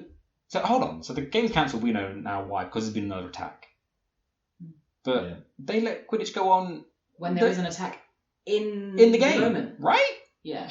Again, inconsistent. I don't know, it's weird. They want to kill their students. Do you know, when you actually think about it, Hogwarts is a very confusing place. You're just... luck. If something happens to you as a student in Hogwarts, you better hope that it's your good day. Because if not, no one cares. Well, that's like one of my favourite bits from the first film when Dumbledore's giving the speech and Harry is so confused. He's the greatest face on him. He said, have a great year, everyone. You're going to love it. You're going to learn loads of magic. But don't go to the third floor unless you want to die a most painful death. Also, don't go to the big garden outside. It's out of bounds. Yeah. Or near the tree. Don't go to that massive tree over there. Yeah. That will kill you. Don't touch it. The stairs, be careful. Don't touch it. Don't touch it. I have to admit, I didn't even really interview the guy for Defense Against the Dark Arts, but he looks fine. He's wearing this weird thing around his head. That might be hiding a face, but I'm not sure. I get a really good vibe from him, but don't worry about it. It's like two of them talking at once. So Hermione's been petrified. She's in the hospital. Somehow, no one notices this giant crumped up ball of paper in her hand. Well, they've been focusing on the mirror in her other hand. Wouldn't you check the other hand for other clues? Yeah, you would. Check all our pockets. The teachers in this are as incompetent as the police are in Die Hard. They are useless. There is not enough of them. They do nothing. Yeah. So these new rules come into place. No student can, which is completely unenforceable, right? No student can go to class without being escorted by a teacher. As far as we know, there's only about 10 teachers. That's unmanageable. And there's a curfew. You can't be outside the dormitories after a certain hour. Harry being Harry, he has to defy this immediately, and they decide to go under the invisibility cloak to Hagrid's hut. And this is where I put down how many times our hero should have died, number 3. Because Hagrid comes to the door with a crossbow cocked and loaded, and then Harry rips off the invisibility cloak. That would give anyone a shock. You'd shoot him, right? Yeah. Straight in his throat. As soon as there's movement from the air in front of you, you shoot. Yeah. If you've got a crossbow out. It's so stupid. And then he pours tea. I know it's not interesting, but he's so bad at pouring tea. I didn't notice. It just overspills Overflows. everywhere. Fills the saucer as well. Fills everything. But that's because he's nervous. Even still, you wouldn't. You wouldn't. He's nervous because he was accused of opening the chamber last time. He's probably getting PTSD. He knows someone's coming for him, basically. Yeah. Which they do. Mm-hmm. Take him to Azkaban. Yes, Cornelius arrives. I love this bit. So Dumbledore comes in, Cornelius comes in, takes away Hagrid, but Dumbledore clearly knows Harry's staying there. He sits standing there. Mm-hmm. He says a line trying to help him into the air, which is, if anyone asks for help at Hogwarts, they'll be given it. So quite cunning. And then Hagrid tries and does the same thing because no one else would know. Harry goes, if anyone needs anything, follow the spiders. That's all I got to say on that. Oh, and then feed the dog. Oh, that was great. Yeah, it's a great bit. I feel like it's one of those things in these kind of movies where something ridiculous happens to take out 2 important characters, right? So like in a chess move, you get rid of the danger one. So Dumbledore's gone, Hagrid with his knowledge is gone. Not that he's great at keeping secrets or anything, but never mind. So they decide to follow the spiders. Why is there so many spiders in Hagrid's hut? And why are they only moving now? Yeah. Why didn't they move an hour ago or 3 hours ago or a day ago? Right. There was close to 100 going out that window Is alone. it because Hermione's just been petrified, so the snakes just come out? So they're all fleeing at that point. yes, but I would say that the spiders running out of windows has been pretty consistent thus far. Why are they walking in around attacks? Why are they walking in a straight line? Spiders don't do that. No. They'll all be going for the closest point. Yeah, true. Very true. And also, so you get like the little spider music, off they go to the forest. Harry has 2 hands. One you would assume he'd use for his wand. No, he picks up the biggest lantern there is. Yeah. With both his hands. What's he going to do with that? That's alright, he's got massive upper body strength. Yes, apparently. Yeah. Could have just used Lumos. Harry's swole. Or, a thing. Yeah. Could have done something. And who are you taking with you into the Forbidden Forest? Your 12-year-old friend with a broken wand. That backfires. And arachnophobia. Yes. Yeah. And a cowardly dog. So again, they meet Aragog next. Massive spider. There's spiders everywhere. 2 foot, 3 foot long. So Ron's really scared. Harry's just standing there. Casual as anything. He's a psychopath. Yeah. I'm sorry, anyone will be a little bit jittery, a little bit scared at that point. He's the weird one for not being scared. I completely agree. To be in the forest alone would be scary. In the dark. Yeah, exactly. And he's just naturally chatting to Aragog. The only note I actually wrote down about Aragog, no thanks. Not a chance. Oh my gosh, I wrote that too. You did. No, thank you. I did. Look here. Well, I wrote it long form, but yeah, no, thank you. And so they speak to Aragog, and they tell Aragog that they're friends of Hagrid's, but that still makes no difference to him wanting to eat them. Yeah. His babies mean more than friends of Hagrid. Babies need food. And also they've told them that didn't he tell them that Hagrid's been taken away? No, he said Hagrid's in danger. So why would Aragog not want to help Hagrid? Because Hagrid is effectively the one keeping him safe. Yeah, where did Aragog find another giant spider to mate with to make all these babies? Didn't have to be a big one. He's 40 foot tall, he finds a little 1 inch one. Come on, love. That's a good question. And why is he there? Where's the mum? Right, he's the dad. Where's the mum? Yeah. It might be a reverse Black Widow situation. Ooh. I don't know what that means. Really? No. So when Black Widow's mate, they bite the head off the... Oh, right, okay. Thing, kind of like... not quite. Is it grasshoppers? Yeah, grasshoppers do that, I think. Well, clownfish, if the mother dies, the man turns into the mother. Mhm. Yeah. So Finding Nemo is completely scientifically inaccurate. That is Yeah, incredible. he would have turned into the mum and tried to mate with his son. Oh my gosh, that's weird. Wow. It's true. That's what would happen in the wild. Wow. So hey ho. But yeah, so I never understood that book. So from Aragog, they learn that it wasn't Hagrid that opened the chamber. Again, why are these characters so secretive with the vital information that we need? Yeah. You know, they tell you just enough, again, so Harry can go and investigate a bit more. I understand it needs to make the film, but you'd surely be so frustrated with these characters. Yeah. Mm. Tell me the truth. Get it out. Frog in your throat. Aragog sets his, thousands of spiders on the boys. The sentient car. That's what I've put down. I was like, is this car sentient? When did this happen? He comes, he saves the day, he drops them off. And did it fly from the Weasleys? No, it was in the forest. Oh, was it there since? It took off in the forest when the Whomping Willow smacked it down. It just took off into the forest. Mm-hmm. Oh, so the Weasleys have been without a car for a month. So again, watching the extended version, as they're walking into the forest, they see the car. Ah. They see it, and then it goes, oh, there it is. Come on, we've got to go. And then it sort of drives back and drives off a little bit. Oh, I haven't seen the extended version in so long. Okay, so they go back to the castle and they realise that someone has been taken into the vault, into the chamber, sorry. How did the teachers know it's Ginny? Did they do a head count? Maybe she's just hiding in the girls' bathroom in the basement. They obviously don't check there when someone goes missing. There's a lot of people to find in a massive castle. Right. Yeah. Maybe they have a student marauders map. Ooh, no. Maybe, but no. Or one of them big clocks.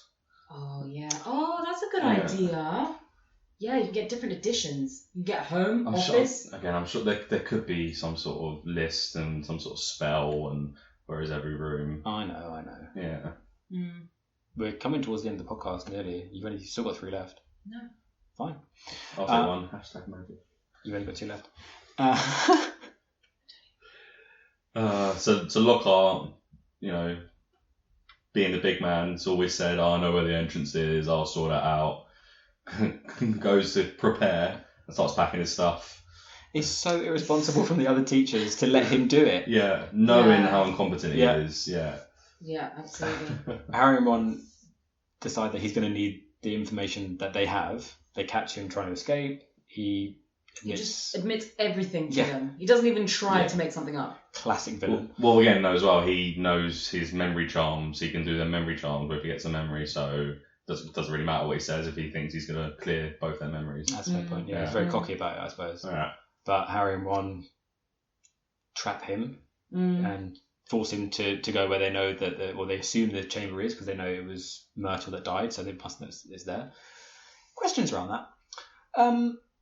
Did no one else think it was a good idea to interrogate the ghost of the girl that was murdered?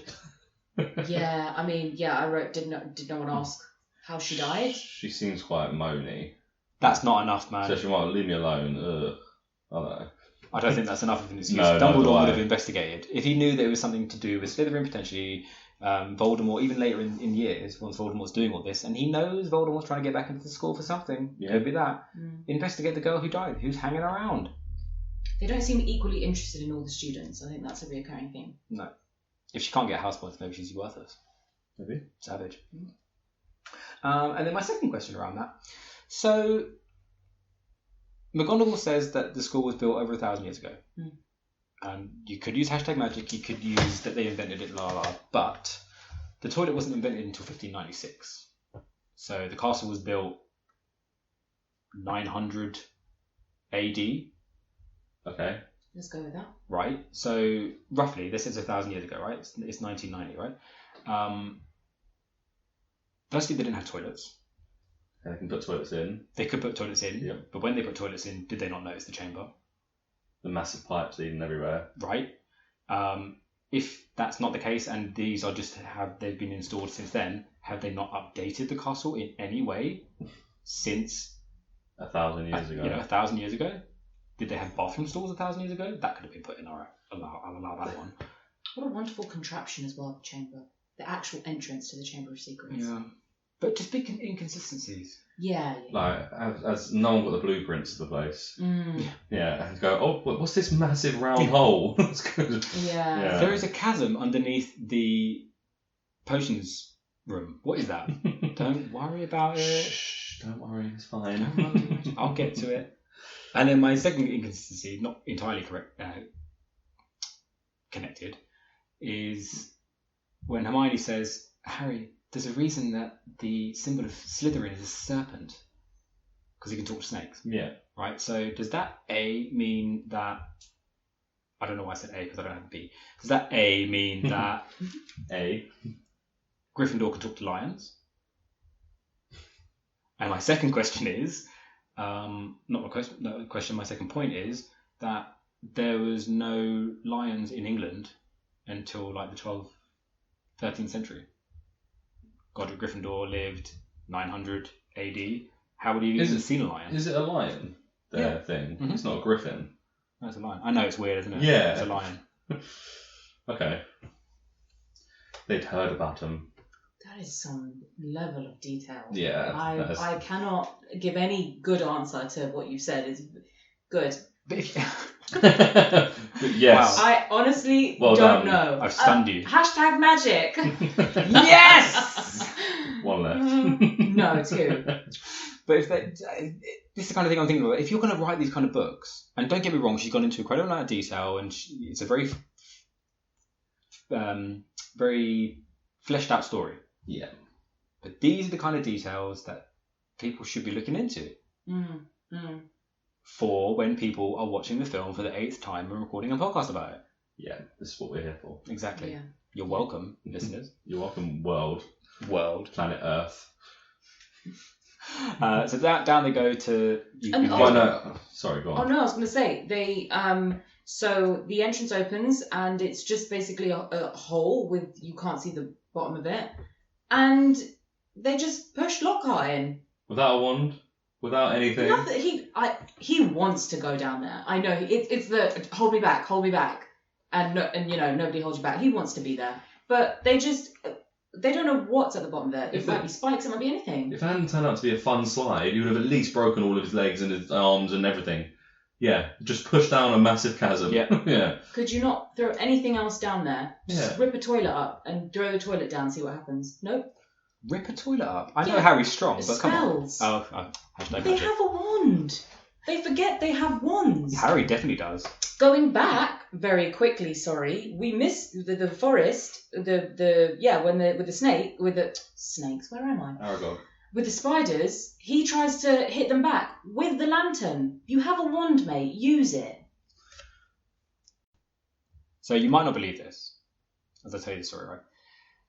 As we're watching this scene, when all the spiders start chasing them out of the forest, when they're in the car, and there is hundreds and thousands of spiders all over the screen, it's really scary music, so we've got all the lights off, and I just spot out the corner of my eye, in the kitchen, the biggest spider I have ever seen.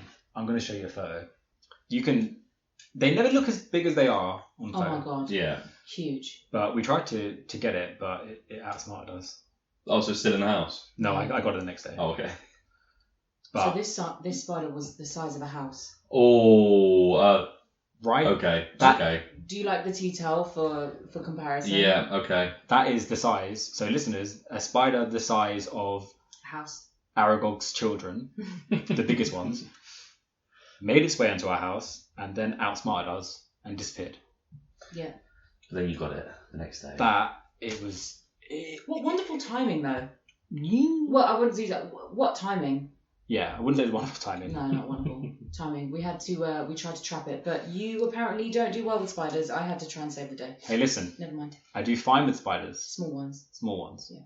It's once they get over like 2 inches, or when I can see that they have a discernible body. That's when I have to come in. Yeah. Awesome. Okay. I'll get the most. You just get the dangerous ones. I think that's fair. Okay, so they're down in the chasm. Lockhart takes Ron's wand, tries to obliviate both of them, telling the story of how he them two went mad, and he saved the day, and obliterates himself. Obliviates himself. Destroys the ceiling somehow. Yeah.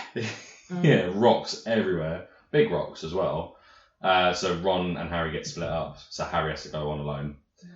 Harry nonchalantly goes, "You can clear some of these rocks, and when we leave," they're literally like 100-kilo boulders. They're not little rocks. See, now this is like, and he hasn't even got a wand to move them. This is like when Harry thought that everyone could speak Parseltongue. Harry assumes that everyone is really, really strong. Like he is. Okay. Is this the point when Ron almost commits murder? Well, when he smashes him over the head with a rock? Yeah. Lockhart, yeah. Because he's talking gibberish, yeah. Just smashed him over the rock and he just passes out. It's a bit mean as well. It's a bit easy. Yeah. Like, ow, mate! Like, a 12-year-old hits me with a rock. I think I'll be alright for the first hit. In movies and TV shows and stuff, people go unconscious so easily. Pass out so easily. Have you ever seen someone do that so quickly? I've never seen anyone pass out ever. A woman did pass out right in front of my shop once. Well, actually, I saw someone pass out in front of my shop in Marylebone.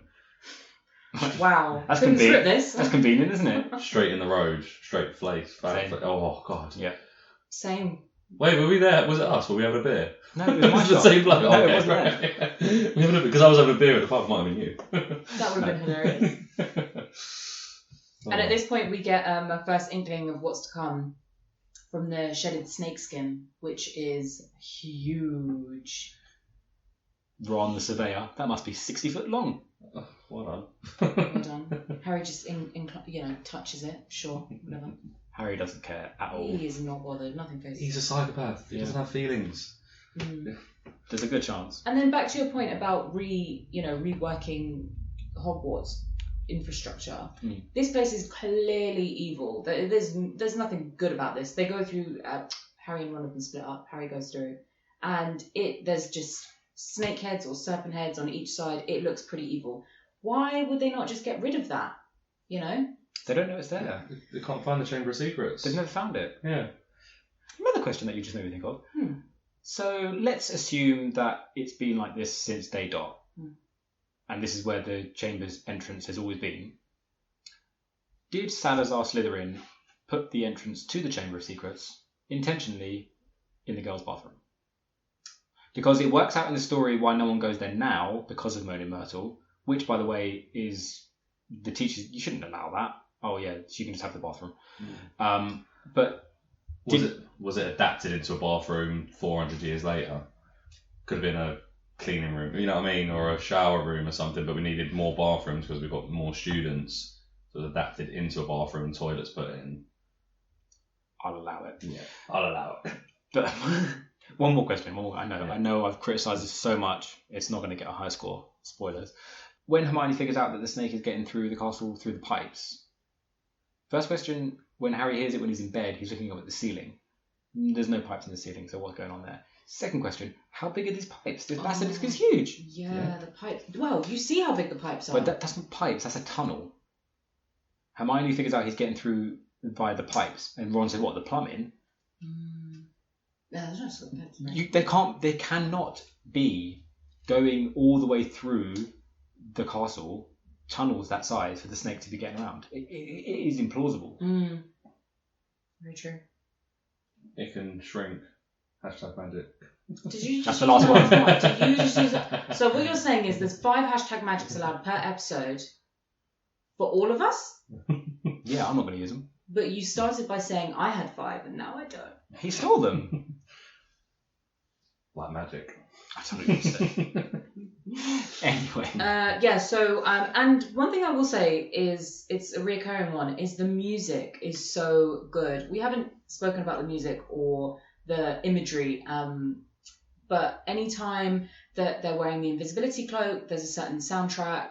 Anytime you see the spiders, there is a different soundtrack. And so here, you can tell that something's not going to be right because it's the creepy soundtrack. The music's done by John Williams. It's going to be epic. Fabulous. Though I will say that during the Quidditch game, he actually reused a piece of music that he had originally used on Star Wars Attack of Clones. And nice. That feels like cheating. And I think it was in a bit where there's like a chase scene as well as kind of drones. Do you think he's like, oh yeah, I'll write something for this? Yeah, perfect. I've actually got the perfect thing for this. We'll just get it out. Haven't used it yet. Well, they will have a library of music and a library of songs, just thinks, like, so this song might fit in a good place in a film I'm working in 5 years from now. The whole library, I like this song, and then they'll just choose it. They'll go, oh, this one will fit here. The one that's already been used in another movie, because these are normally composed for the films. Everything else in the other 8 films have been composed for it. Oh, really? You got the inkling. Right, so he's found Ginny. Ginny's there, all passed out, all dying, very cold. And then Tom pops up, who he thought was just a memory, which Tom does describe as a memory. Puts his full name out, Tom Marvello Riddle, there we go, Tom Riddle. Reveals that he's actually Voldemort. We don't know it yet, but this is one of the Horcruxes. And he's got Harry's wand. He's taken his wand as well, so Harry's defenceless there. Well, that's Harry's fault though, because as soon as he runs up to Ginny, he throws it on the floor. Yeah. That's got to be rule. That's got to be Wand Law 101, right? I do not care about these wands. No. He's put it on a bungee so it doesn't fly away from you. Just straight up your arm. Sure, someone said that in the film. No, it's in Supernatural. Ah, that's it. Yeah, sorry. Put the gun on a bungee. So Voldemort is there in his younger self. He is nearly in a full form. He explains who he is, what he is, and what he hates, as in Mudbloods. And what he wants to do. But in explaining what he hates, he says that his dad was a muggle. So isn't that a bit hypocritical? He only likes proper magical families, but yet he is half muggle. And his whole thing, of his whole life about killing these magical folks or non-magical folks, when he's half one himself. Yes, it's very hypocritical, but at the same time, he knows that he is directly descended from Salazar Slytherin. Oh, okay. So in his eyes, even though he is half-blood, he's still pure. Yeah, because it comes from Slytherin. But his mother was a witch. Yeah. So I never caught on to that before. This is the first time I sort of caught on that. Oh no, he actually is technically a mudblood or half mudblood or whatever you'd want to call it. Yeah, just found that interesting. No, I agree. It is definitely hypocritical, and it does go against it, but that's never brought up. No. Interestingly. Right, so he sets the snake on Harry. To me, it looks more like a giant eel than a snake. And then the Fawkes flies in, blinds the snake. Just quick question: would Harry get petrified if he looked at the snake because he's looking at it through his glasses? Yes. Yes. Obviously, if it did happen, the snake would just eat him and he'd be dead anyway. But he wouldn't instantly die because he's got glasses on. That's a good question. I don't know. So now, the only reason that Colin didn't get petrified was not only because he was looking through the camera, he was looking through the camera through Nearly Headless Nick. No, Colin wasn't. Colin went with the camera. He got petrified. It was the one that got threatened with the snake. This one got petrified through Nearly Headless Nick. Ah, right. Yeah. Does anyone get petrified through looking through water? Yeah, the cat. No. Mrs. Norris, yeah. Was it the cat? Well, the cat was the first thing to get petrified. Yeah, and seen it in the reflection. So all this time the bathroom's been flooding and no one's thought to look at this. We say all this though, but these are the musings of a 12-year-old. Yeah. Yeah. So that might not be exactly as it happened. This is just, that's all we're taking is verbatim, is that what Harry has said is what has happened. But okay. But at this point, however you look at it, they know that if you don't look directly at the snake, you get petrified. But if you look at the snake, you die. So to your point, if Colin got petrified because he looked through the camera, that's basically just like looking through a piece of glass. Yeah. So he would just get petrified. That's an interesting point. I don't know. Well, it doesn't matter anyway, because Fawkes just showed up just in the nick of time to blind the snake, and then... Drop off a hat. And then what did he do? Because he just left. He went to get the hat. No. He already brought the hat. He brought the hat. Oh, well, it's done. This is what Dumbledore sends his great defender. An old hat and... Sword of Gryffindor. No, he hasn't pulled the sword out yet. No, he hasn't. No. Oh, a bird and an old hat, basically. So the bird blinds him, disappears. We know he returns later. What's he doing in that time? Has someone else been really loyal to Dumbledore and he has to go and help them blind a snake? He's probably fed up. He's like, oh my god. And how did he get in? What, did you go down all the... Yeah. I guess. Well, yeah, but it was blocked off by a load of rocks. Because Ron cleared a lot of them rocks already. Must have done. Lad. What a lad. So strong. So yeah, the snake now blinded is chasing Harry. Tom Riddle says, "You may have blinded the basilisk, but he can still hear you." Doesn't need to tell Harry he's blind. Doesn't need to give Harry the information that he can now look at the snake. I would have thought, like, with the massive nostrils that the snake had, it would be better to smell Harry than it would be to hear him. Because he's literally right up close to him, isn't he, when he throws a rock? Like, he can smell him. He's covered in dirt. He's got a specific scent. But the snake being able to smell wouldn't have worked for the scene where they get super close. Yeah. That's why it had to be hearing. Yeah. And in that bit, so he cleverly throws the rock to distract the snake, the basilisk, who then really, really, really slowly slithers away.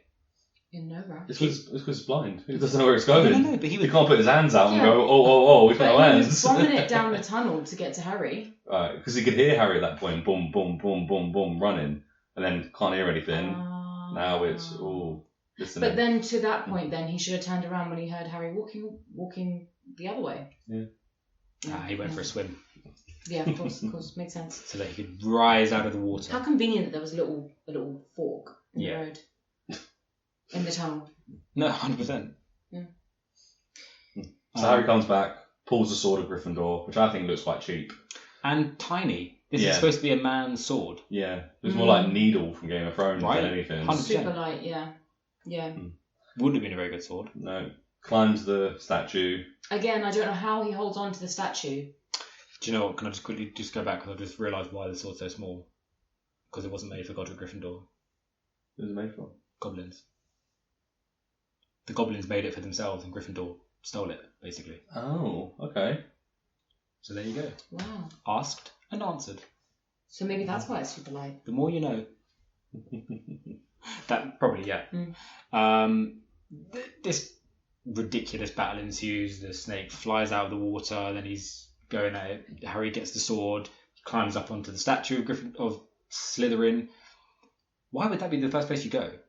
Why would I know get the high ground, but you've got nowhere to go. All you can do is the snake's going to try and attack you.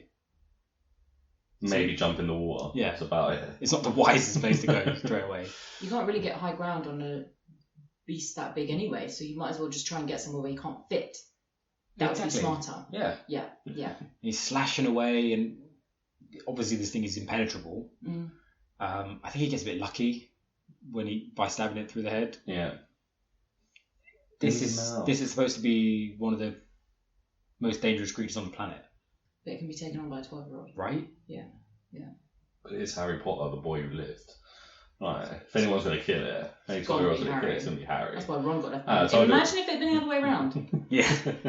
Ron would be screwed. I told you, he's a psychopath. He doesn't know. He doesn't care if he's going to get hurt. He's got no feelings.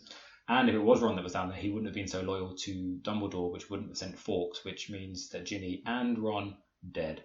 And wouldn't necessarily have got the sword either. So I'm going to go ahead and drop in how many times I hear should have died. Number 5. He should not have survived this basilisk attack. No. No way. Any part of it as well. Right. Several parts of it should have died, yeah. At no point should he have survived. But no, he goes on, he kills the snake, he takes the basilisk fang to the arm. He doesn't know immediately that it's poisonous. Tom Riddle lets him know. He then... Well, at some point he would have taken a tooth out of this giant dead snake. No, they came out in his arm when he got stabbed with it. So when he stabbed the snake in its mouth, the tooth in his arm... Oh, I must have been looking down at that point. Must have been a baby tooth because it came out of his mouth. Very easily. Yeah, that was weird. Right? How would he have known to stab the book with it as well? Good point. Why would he not have used a sword? Was this from... Tooth, sword. I'm going to use the sword. From the...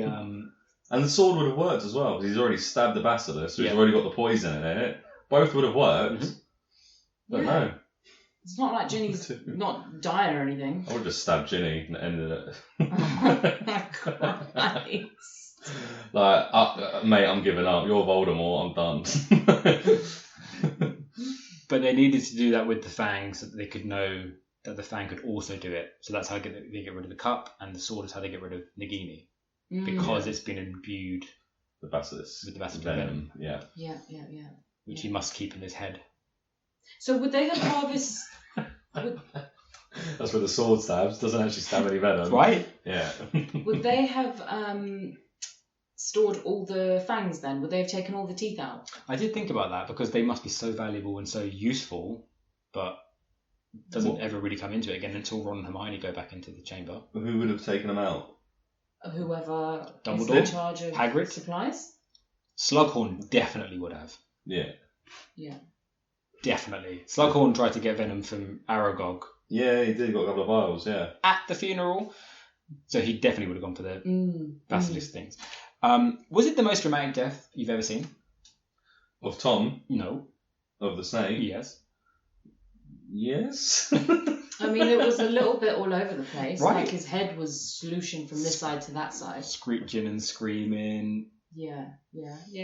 But it's a magical sword, so maybe it creates more pain.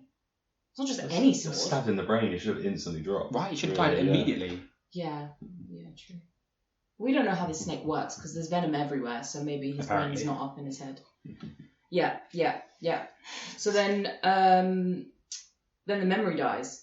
The memory of Tom Riddle. Mm-hmm. And as it does, Ginny comes back. Ginny comes, but she wakes up very quickly, super fast. Very plot convenient. Yeah, and she's oh my goodness, and then Fawkes comes back. Yeah. Then you've also got Harry with his massive hero complex getting in the way again. Ginny, you have to get out of here. You're going to be fine. I saved your life, but I'm going to die. But remember me. So accepting of his death. Yeah, right. At 12. All the time. Like, oh god, at least like have a cry. Be angry. You've literally got 30 seconds to live because he told you had a minute. So it's 30 seconds gone. He's got 30 seconds to live. He's got 30 seconds to bang out the 5 stages of grief. And he ignores them all. He just goes straight to acceptance. Yeah, so he thinks he's going to die because he's obviously been wounded by the venom. Mm-hmm. Fawkes, who's been off who knows where, could have used you around here, buddy. Comes back, again, plot convenience. Cries. Oh, what an emotional little bird. What a lovely bird. Who here doesn't want a phoenix? I don't. They'd be a terrible house pet. Oh, why? The fire. What, that they burst into flames? Yeah. Yeah, but then they come back new. But the fire, though. You'd have to have high ceilings. And not very sensitive smoke alarms. Yeah. When they say phoenix tears have healing powers. They don't die to give them out, so you could use it for a paper cut. No, I know, but has a phoenix got to be sad to produce these tears? Is it just called a tear because it's coming from the eye, but it's actually just just squirts it out? Can you cry on cue? Yes. Do it. Produce a tear. If you gave me like 2 minutes, I could. Harry's got 30 seconds. No, but I'm not a bird, am I? Oh, yeah, you are. Why do I keep doing that? Why don't I know I'm saying it when I'm saying it? I wish I could laugh at myself. Oh. You would if you ever listened back to the podcast. No, it'd be too bad. Yeah, well, I don't know. Why can't he cry on cue? I'm not sure. But his powers are to release healing tears, which he does to Harry's arm. It only takes 3 drops, and then Harry's all better. Of course. Yeah. Phoenix tears have healing powers. Poison ravaging through his system. But he's absolutely fine. Yeah. Ginny, everything's going to be just fine. Just fine. Just fine. And the Fawkes flies them all out. Yep. All of them with incredible strength again, hanging on to each other. Mm-hmm. One at the top's holding about 4 people underneath them. The one at the top is Lockhart. I would not trust... It's Ron. At the top? Ron, then Lockhart, then Harry, then Ginny. I would not put Lockhart anywhere apart from last. Ron's carrying 3 people at 12-year-old with one hand. Yeah. With one hand. Mm-mm. It's actually even stronger than Harry. Yeah. No wonder he got them boulders moved so quick. Yeah, exactly. Why didn't he join him quicker? Why did he come and help? Yeah. Oh, God. Then It's funny how the littlest things, the littlest, 5 seconds of the movie really is the worst part. Like, the most unbelievable part. 100%. About, you're just being carried out. He's holding onto his shoe. Yeah. Yeah. As he wrapped the laces around his wrists. Then they end up in Dumbledore's office. Mm-hmm. And they get special awards, of course, because these things are just given out willy-nilly. Even though he makes it seem like he's going to scold them. Yeah. It's lucky, isn't it? Obviously, the only thing I can do is give you the highest awards I can possibly hand out. Oh, fantastic. Great news. And at this point Dumbledore explains why it is that Harry can speak to snakes. Mm-hmm. Because of Voldemort. Which he would have been able to explain earlier had Harry told him. Well, he did ask. He said, is there anything you want to tell me? And Harry said no. And I had actually made a note. Pretty brave to lie to Dumbledore. I wouldn't... He's also the shiftiest looking liar as well. Weak sauce. Right? No, nothing. No. Just touching my face. Nothing fun. Looking down, sweating profusely. And then Dumbledore, very well then, off you go. I believe you. What a terrible poker player he'd be. Yeah, and then he comes out and he says to Harry, the reason you can speak to snakes is because of Voldemort. And it's like, oh, well, you knew anyway, so... And this is brand new information. Yeah. No one else has done this before. And that was going to be one of my questions, actually. Is it only Voldemort and Harry that can currently speak to snakes in the magical world? No, it's just very rare. Right. But Voldemort gave his power to Harry, so that's why they can both do it, but it's just very rare. So Slytherin could do it, but he wasn't anything. Yeah. As our Slytherin. No, but so there would be people alive in the magical world. Probably somewhere. Yeah, probably one other person or whatever, but yeah. Because I feel like there's such a negative connotation around the whole speaking to snakes. That's why Harry doesn't say anything. But if he had, or if he'd known that other people could also do it, then it wouldn't have been such a secret. More accepted. Yeah. It's very you hide things about it you don't think will be accepted. Mm-hmm. So Lucius makes another return. Mm-hmm. We find out for the first time, really, that Dobby is the Malfoy's house elf. Explains so much. Lucius is gutted that Dumbledore's back, and Dumbledore obviously now knows that he's been cursed or threatening to curse all the other board members. Yeah. But Lucius doesn't get in any trouble over it. No. Yeah, them to have a little back and forth, arguing like, yeah, I'm better. You know what I mean? Like, no, I did this, and I know you did this. But then nothing happens to him. And then nothing happens to Lucius. It disappears. Lucius goes to walk away, and then Harry says, Professor, do you mind if I borrow that Horcrux? And Dumbledore says yes. How do you know what a Horcrux is? But Dumbledore knows that that's a Horcrux. Yeah. Because he knows of the existence. He's been researching since Harry was a kid. Yeah. Right? So he knows that is a Horcrux. And he gives it to Harry. Did he tell him his plan? Harry then must have stood in the office and taken his sock off. Shoe and sock. Yeah. He must have looked mental. Yeah. And how he knew that would work, I don't know. What if Lucius just kept hold of it? Yeah. Lucius is not going to carry anything when he doesn't have to. True. But how does he know that he's 12? Yeah. He can't be that omniscient, right? So he frees Dobby, which is great. Great seeing that he's free. Dobby obviously knew what Malfoy was doing. That's why he kept trying to tell Harry, trying to warn him. So now that he's free, can't he just testify against him in court? Well, he clearly tampered with evidence. Do you know what I mean? Like Judge Judy. There's magical courts. No, right, so I've seen him do all this. You've seen what's happened. He put this in Ginny's bag. I've got 2 people saying that he put it in Ginny's cauldron. And they do, at another court case later on, use a house elf as a witness. Yeah. That's a great point. Yeah. Dobby, you're free. You hate him. Let's go to court. Ring magic police. Especially when Dumbledore knows as well that, obviously, in order to get Dumbledore out of being headmaster earlier on in the film, that Lucius tampered with the other governors or the board members. He threatened all of them. Yeah, but Dumbledore just swept it under the carpet. Yeah, because that's really, weird. Yeah, but Dumbledore knows that Harry's got to pop his clogs. So, let's keep certain things in place to get to the point where he needs it to be. Right, this story needs to evolve. So what you're saying is Dumbledore's actually cheerleading Lucius's plan on a little bit. Dumbledore knows that Harry has to die. So he's kind of enabling the plan a bit. And he knows that he has to face Voldemort in certain ways. Yeah. He shouldn't be headmaster. It's questionable, right? But it's only Harry that it's against. It's one person against everyone. Do you know what I mean? Everyone living and dying. It's only one kid. Yes. You know what I mean? Yes. Sacrifice one kid to save the whole magical world, the whole non-magical world. Yes, but there would be people who would say that even then it's not. Well, that's the age-old ethical question, right? Yeah, absolutely. Kill one to save many. So we know what side Dumbledore's on then. I'm definitely on Dumbledore's side on that. Absolutely. Kill one to save many.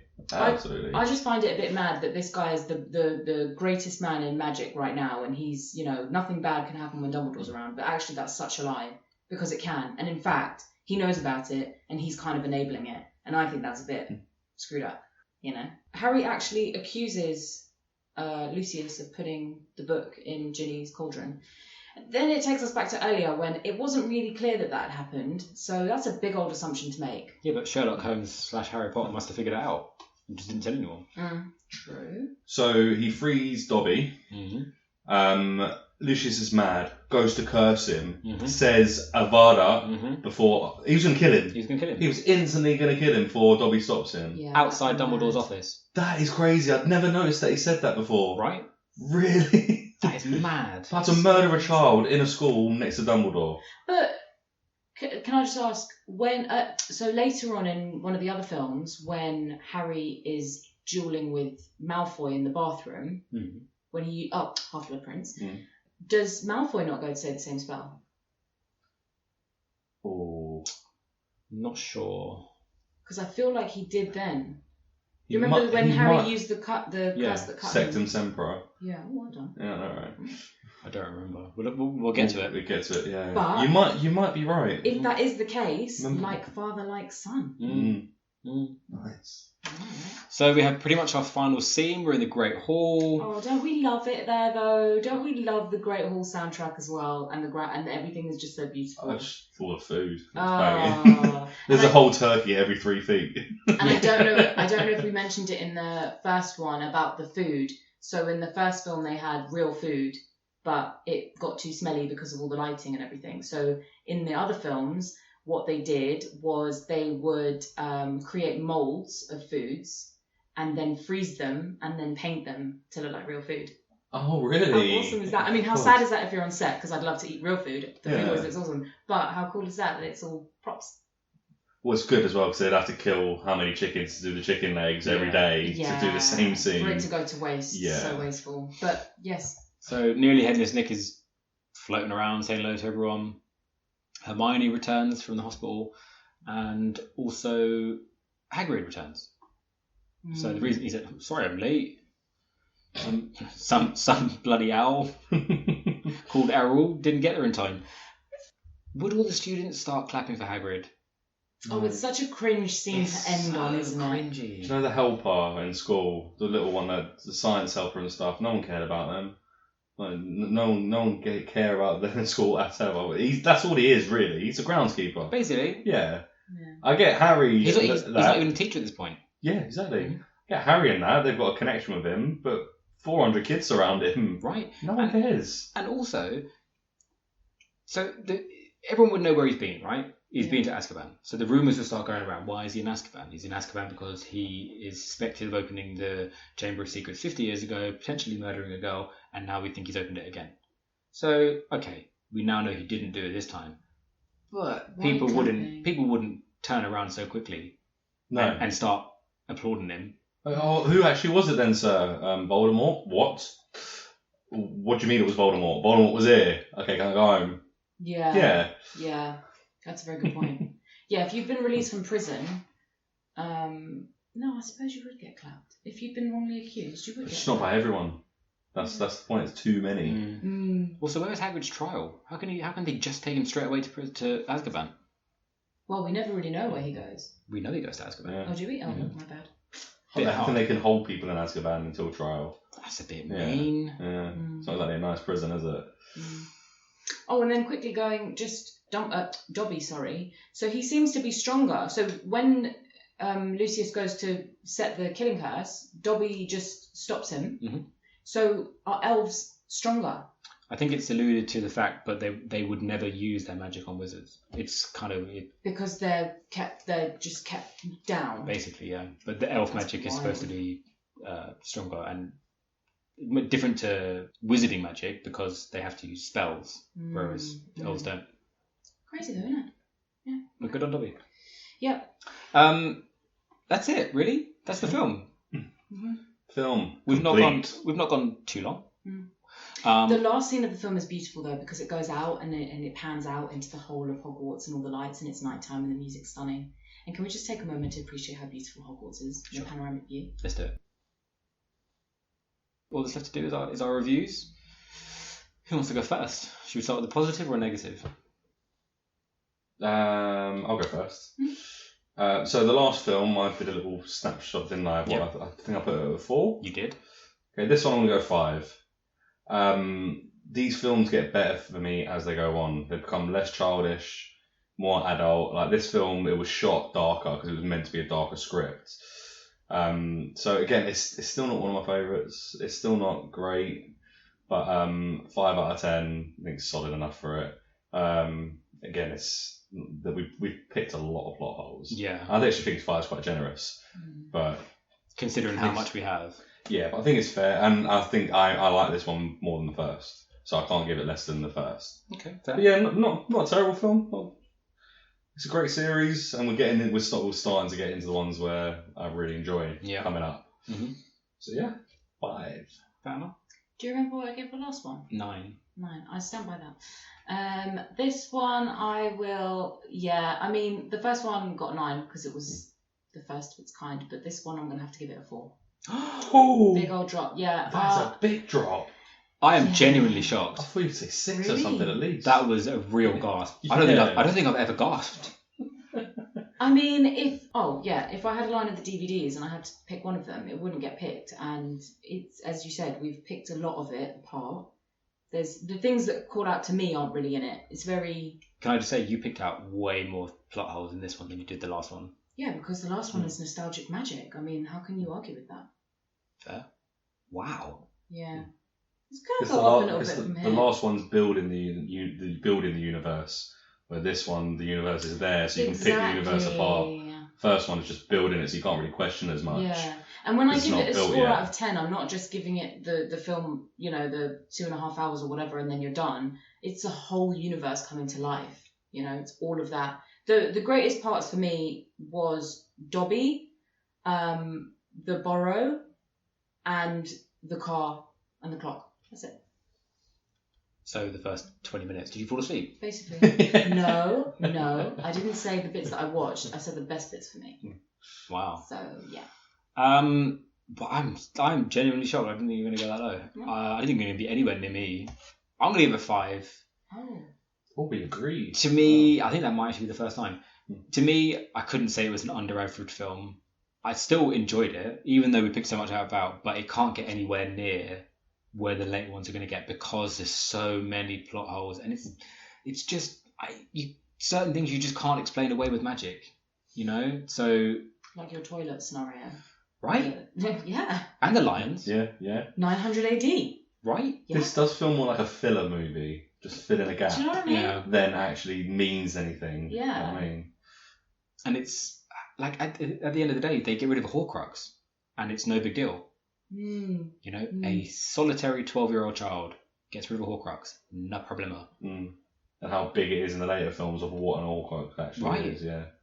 As soon as Dumbledore seen that book, he would have been like, "What? How did you find this?" Yeah. Not let alone find it, but destroy it. Yeah, he would lose his mind. How did you get rid of it? Oh my god. I've got a ring in my drawer, but I cannot figure out what to do with it. I even tried. Look at it. I tried to flush it down the toilet and everything. You're gonna put it in a cave. Yeah. Oh no, that's the locket. It's the locket. And another thing I'd say about this one is it captures like the not the worst bits, but the bits of Hogwarts. Like you don't get to see the classrooms really. They have 2 or 3 lessons. Which Everything's outside the forest. Go on. considering it's the longest of the, I don't know if it's still the longest. I think up to at least the 6th film, it was the longest of the films. It's still the longest film. Based on the shortest of the books. Yeah. How did that work out? Yeah. Bit fillery. Yeah. And you don't get the good bits. Everything, that everything's outside or everything's in the underground bit that nobody knows about. You don't really get a Quidditch game. We get one, but, none of that. You see common room, really. You only see Slytherin common room.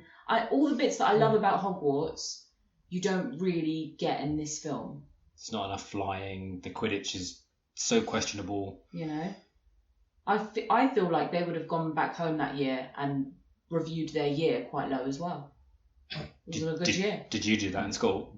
No, but if I'd gone to Hogwarts and that year I couldn't spend that much time in Hogwarts itself, then yeah, I would have been like, that was a shame. See, now there's a trope that Hermione is a nerd because she's so into the books and she's so into the magic and practice and doing all this, and I can understand how there wouldn't be nerds in a Muggle school, right?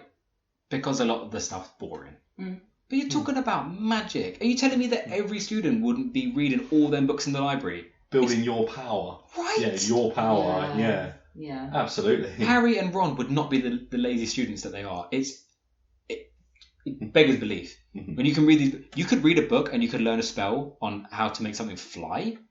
Yeah, that's cool. But no, I'm going to just sit in the common room and read the newspaper.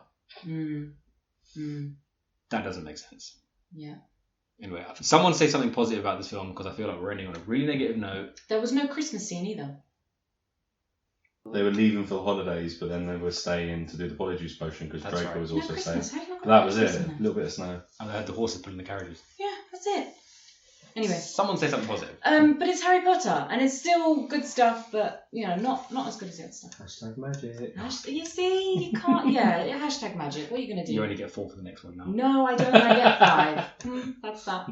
You've gone over your limit. Nope. Okay, guys, thank you both for doing this. Oh, thanks. I say as if it's my podcast solely. Thank you, Fatima, for joining us. Thanks. I've been Fatima. I've been Wayne. I've been Charlie. Good night. Peace. Bye.